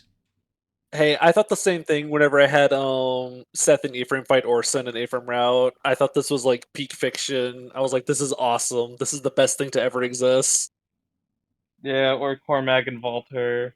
FE8 has good boss conversations, I'm realizing. It really does. But he and like you mentioned earlier in the boss killer, late game boss killer role, I think Cormag's a pretty good one. I don't think he's necessarily the best one. Jacob, would you like to throw some fire on our hyping him up? Because I think we've sort of talked about why we like him. We don't think he's S tier. God. So much of my Cormag opinion is very personal bias. I will be the first one to admit that. It's like that he was good in my run, except the opposite, where I'm like, he was barely all right in my run. He's the stinky in your run. Don't you play Ephraim route? I usually play Ephraim route, so I don't have a lot of Erica route Cormag experience, other than he joins right before Johanna Hall, so that's after I've trained up Tana already, so she takes the whip off of him and eats it. I don't know. I've never been fond of some of his hit rates. I've never been fond of some of his speed. The hit rates can be a little bit Tana questionable more, so sometimes. Favorite. Yeah, he doesn't have huge hit issues, but it's notable. In a game where accuracy is almost never a concern, the fact that he does have accuracy concerns, I think, is notable. I did want to touch on though, and I think it's a good segue to talk about Tana. Jacob, you talked about like, oh, Tana taking the whip from Cormag. And, like, obviously, like, you know, if you want to use Tana like to her fullest extent, that's what you would do. But one of the things I really hold against Tana is it's really hard for her to make a good case to use the second whip over Cormag. Oh, for sure. She like she's even if I think because Danny, you made a video about Tana, and I think you Yeah, made this comparison in it where it's like even if you train Tana to level 15 by the time Cormac joins, which is being a little generous, I she think it's still has generous. like Yeah. worse. Yeah, she still has worse strength, worse bulk, um, better speed, although not as much as it first looks because of the con difference, and like the only real advantage she has is like again, occasionally the speed helps her double some things that he doesn't and like hit. Um and again, that's assuming like very, you know, being generous to Tana. And you can't even really And cope on triangle attack because you can only triangle attack if both of your partners are Falcos. So, like, unless you send Vanessa Falco, you're just not getting triangle attack with a trained Wyvern Tana. if you actually, when is the next free? Do you get a third free Elysian Whip, I or believe is you have it to just a purchase it. secret shop? You either have to buy it in 14 or you can use the Master Seal Oh, there's in the the Master desert, Seal, which I yeah. don't think there's. Yeah, You could use the Master because Seal. like having to pay 10,000 gold to promote at the end of chapter 14 is like not the place you want to Yeah, it's be. rough. Um, The Master Seal's and also, like, I like giving that to Knoll because he's useless if you don't give it to him. And if you're not, you don't get a third Knight's Crest, do you? um, Knight's Crest, You get you you do, do. but it's in the top right chest in chapter 16. So like Yeah, so like no, you don't end actually. end of 16. Yeah, at that point, Ford's kind of not doing anything, is he? That Yeah, is really, I think that's the second to last promo item you get, ignoring the Master Seal and Final. That's not a real item. Uh the only promo item that comes later is a guiding ring in 17. yeah. And I know a lot of people, a lot of people would argue, like, well, similarly to what I said earlier about Joshua, it's like, well, Tana can still do things even when she's not promoted, like rescue dropping and, filler combat. And the rescue dropping thing is real, but I think people forget that Tana does not have a great start. Like, people complain about Vanessa's start when Tana has, like, her bases are, like, basically two more in every stat and fighting tougher enemies. Mm-hmm. So like Tana's start is just about as bad as Vanessa, except there are more strong units around her. And I think Tana also presents a weird conundrum in her join map where you either use her to fly down to go get the village, or you have to spend like your better flyer to go do non-combat to go get the village, just so she can like self-improve. So it's kind of it, lose-lose, where you either have to give up your better flyer to get the treasure, or she has to spend most of her joining map getting the village. And your better flyer, Vanessa, can both do combat and get the village because she has the option to have swords at that point, or the axe reaver, which is droppable, not in Tana's inventory. That was the joke I made about 2 hours ago. yeah, she doesn't have the rank to use it at base, which really sucks. Um if I she think the could X like Reaver get that does drop at the very end of the map. Yes, that's what I was yeah, saying. It's droppable on that map. Yeah. yeah. but like Vanessa can use swords against those pirates. It really feels like uh, it really feels like she should have just had that axe reaver, because if she could get that village for you and fight those pirates, like that's immediate value and self-improvement at once. And yeah, she just starts, like, I would argue Vanessa's the one known for having a bad start. I would argue that Tana's is contextually is worse. And the payoff is Um, worse too, because like you said, the comparison to Cormag on join, even if you train up, is not great.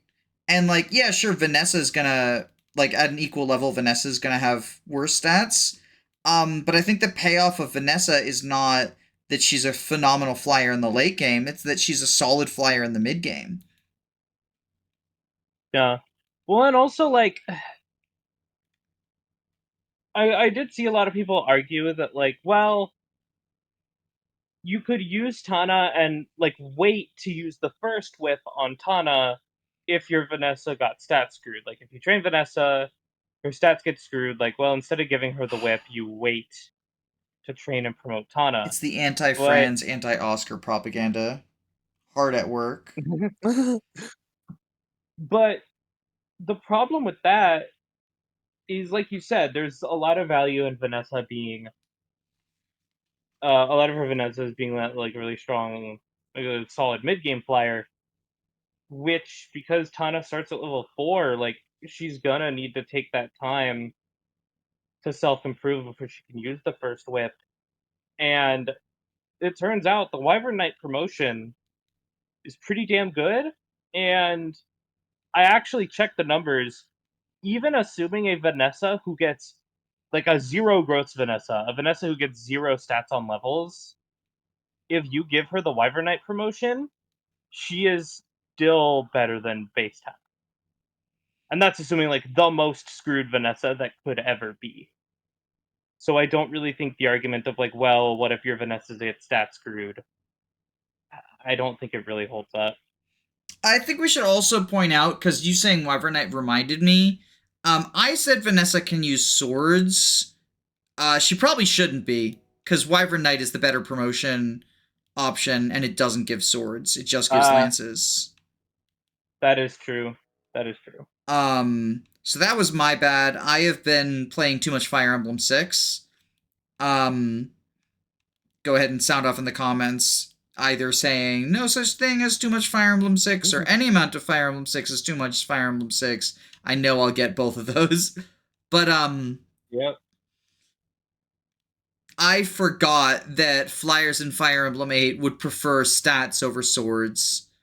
Yeah. Not that I forgot swords are bad in FE8. I just forgot. I literally forgot that flyers don't get it. Yeah. But, you know. Yeah, the Wyvern Knight promo games are just better than getting sword access, but I don't care. I will still always make them Falcon Knights because I like them more. Should we briefly talk about Pierce? Just on that topic? Because you go Wyvern for the speed or the strength. You don't go Wyvern for Pierce. I think that like Pierce, it's not as overhyped as Slayer, because like a lot of people recognize it's just, well, in certain LTCs they will rig Pierce crits or whatever. But every now and then you get the like, well, you got a Pierce crit in order to kill the final boss, which is why actually that's the reason why Cormag's good. Is he Pierce crits things. Or there was one comment that I laughed at. Pierce, because Pierce has a glitch and it can crash your game. And they're like, oh yeah, the soft lock. Yeah, don't go Wyvern Knight because it can soft lock your game, and that makes it not Iron Man viable. I don't even have anything to say to that. I mean, I just see Pierce the same way I see a crit boost. It's like a mild reliability buffer. Yeah. That's just how I view Pierce. It's just a small chance I might accidentally do extra damage, and that might save me an action somewhere, save me from getting countered somewhere. Or like, you're doubling and then you miss one, but then you pierce. And so you Yeah. accidentally do extra damage. I think I started thinking about Yep. RNG stuff as more reliability buffers when I did my Thracia tier list, and it has really transformed the way I look at some of these unreliable strategies as like, well, it does something for you sometimes, but it's not. As long as you're not depending on it, it can That's how I sometimes be try to- beneficial. That's how I see stuff like that.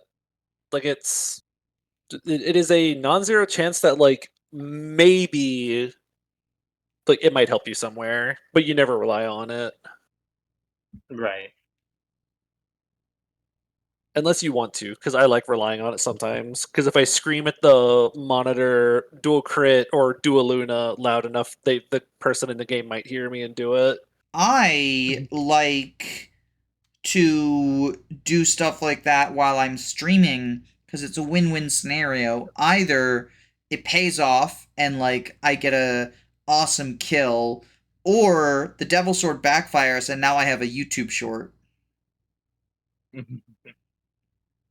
Good decisions do not make for good content.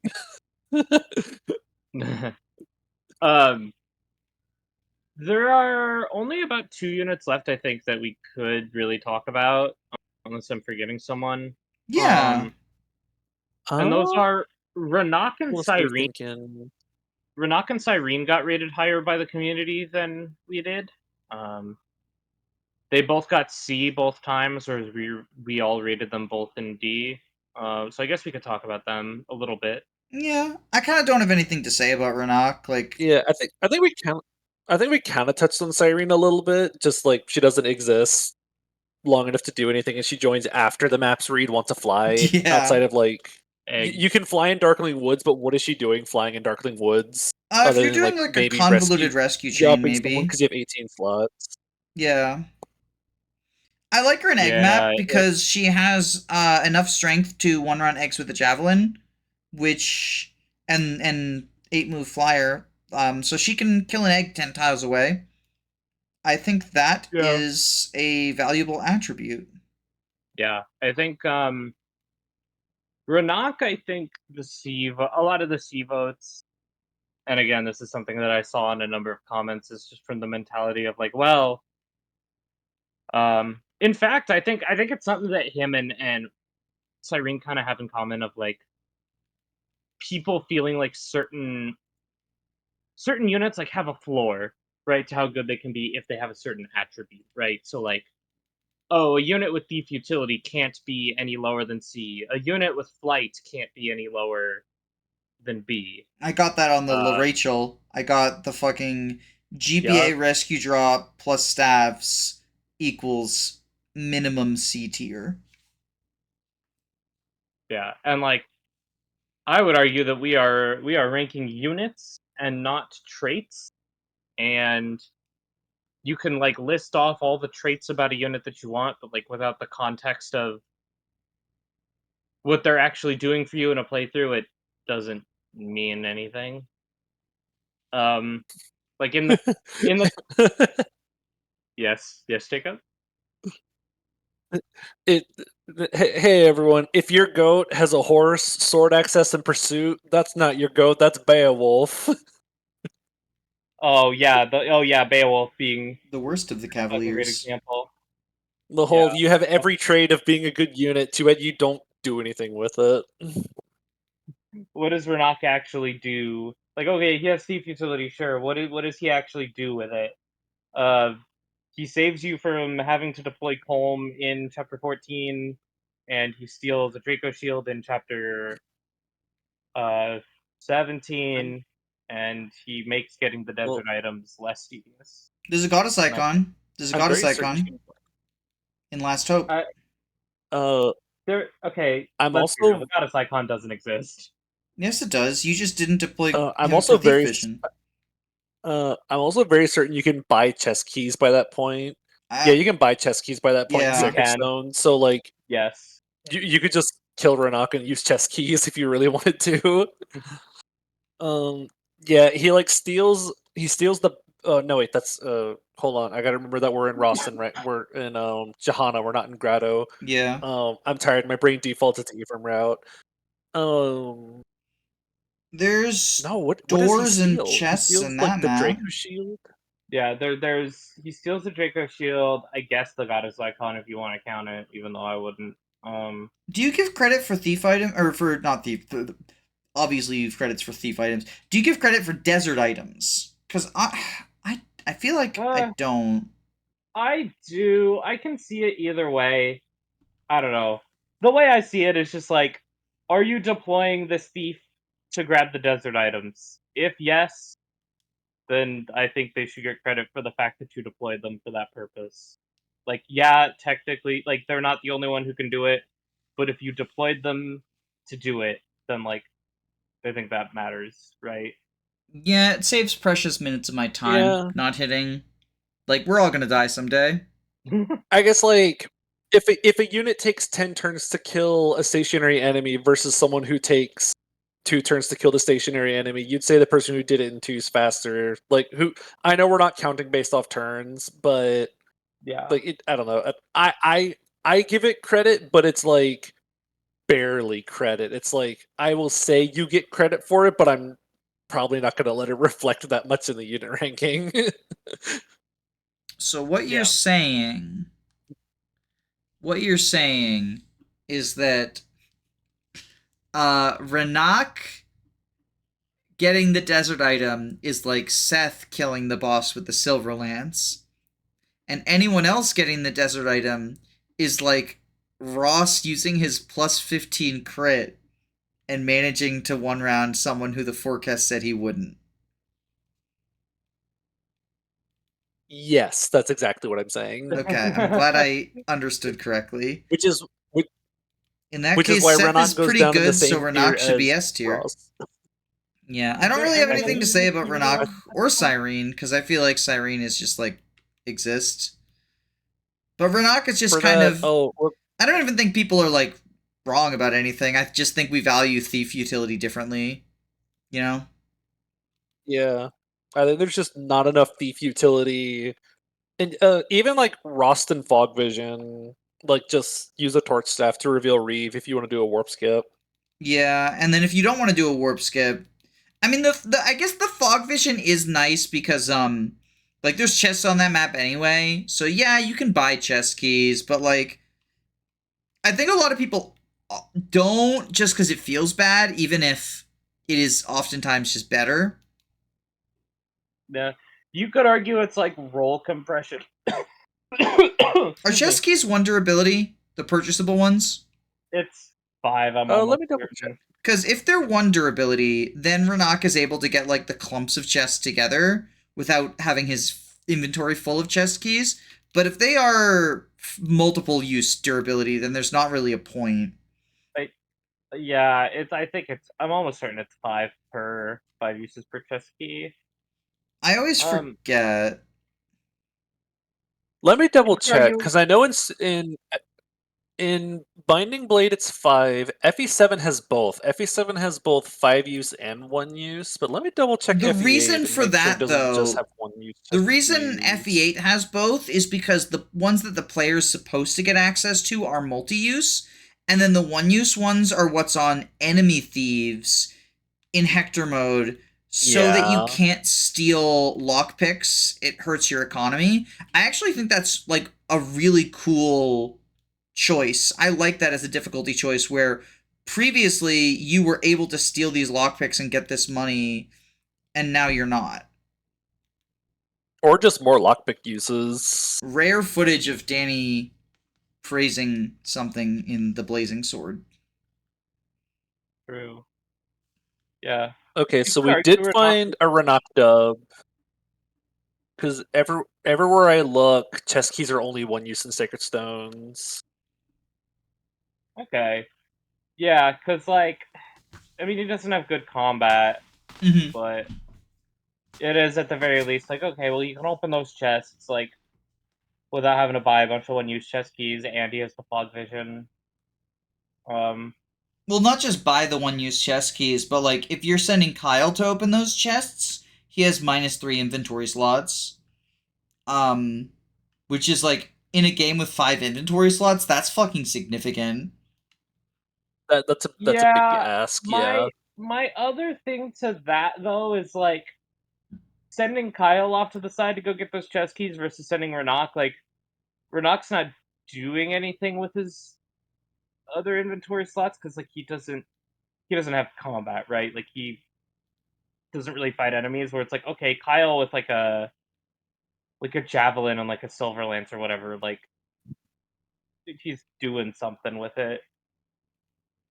He is doing something with it, but I'd much rather have Kyle doing something else instead of like devoting most of his, because it's kind of like the sure Rennac's not doing much other than getting the chests. But if Rennac is the person who's not doing much other than getting the chest, then Kyle is doing combat, right? Yeah, that's fair. That's fair.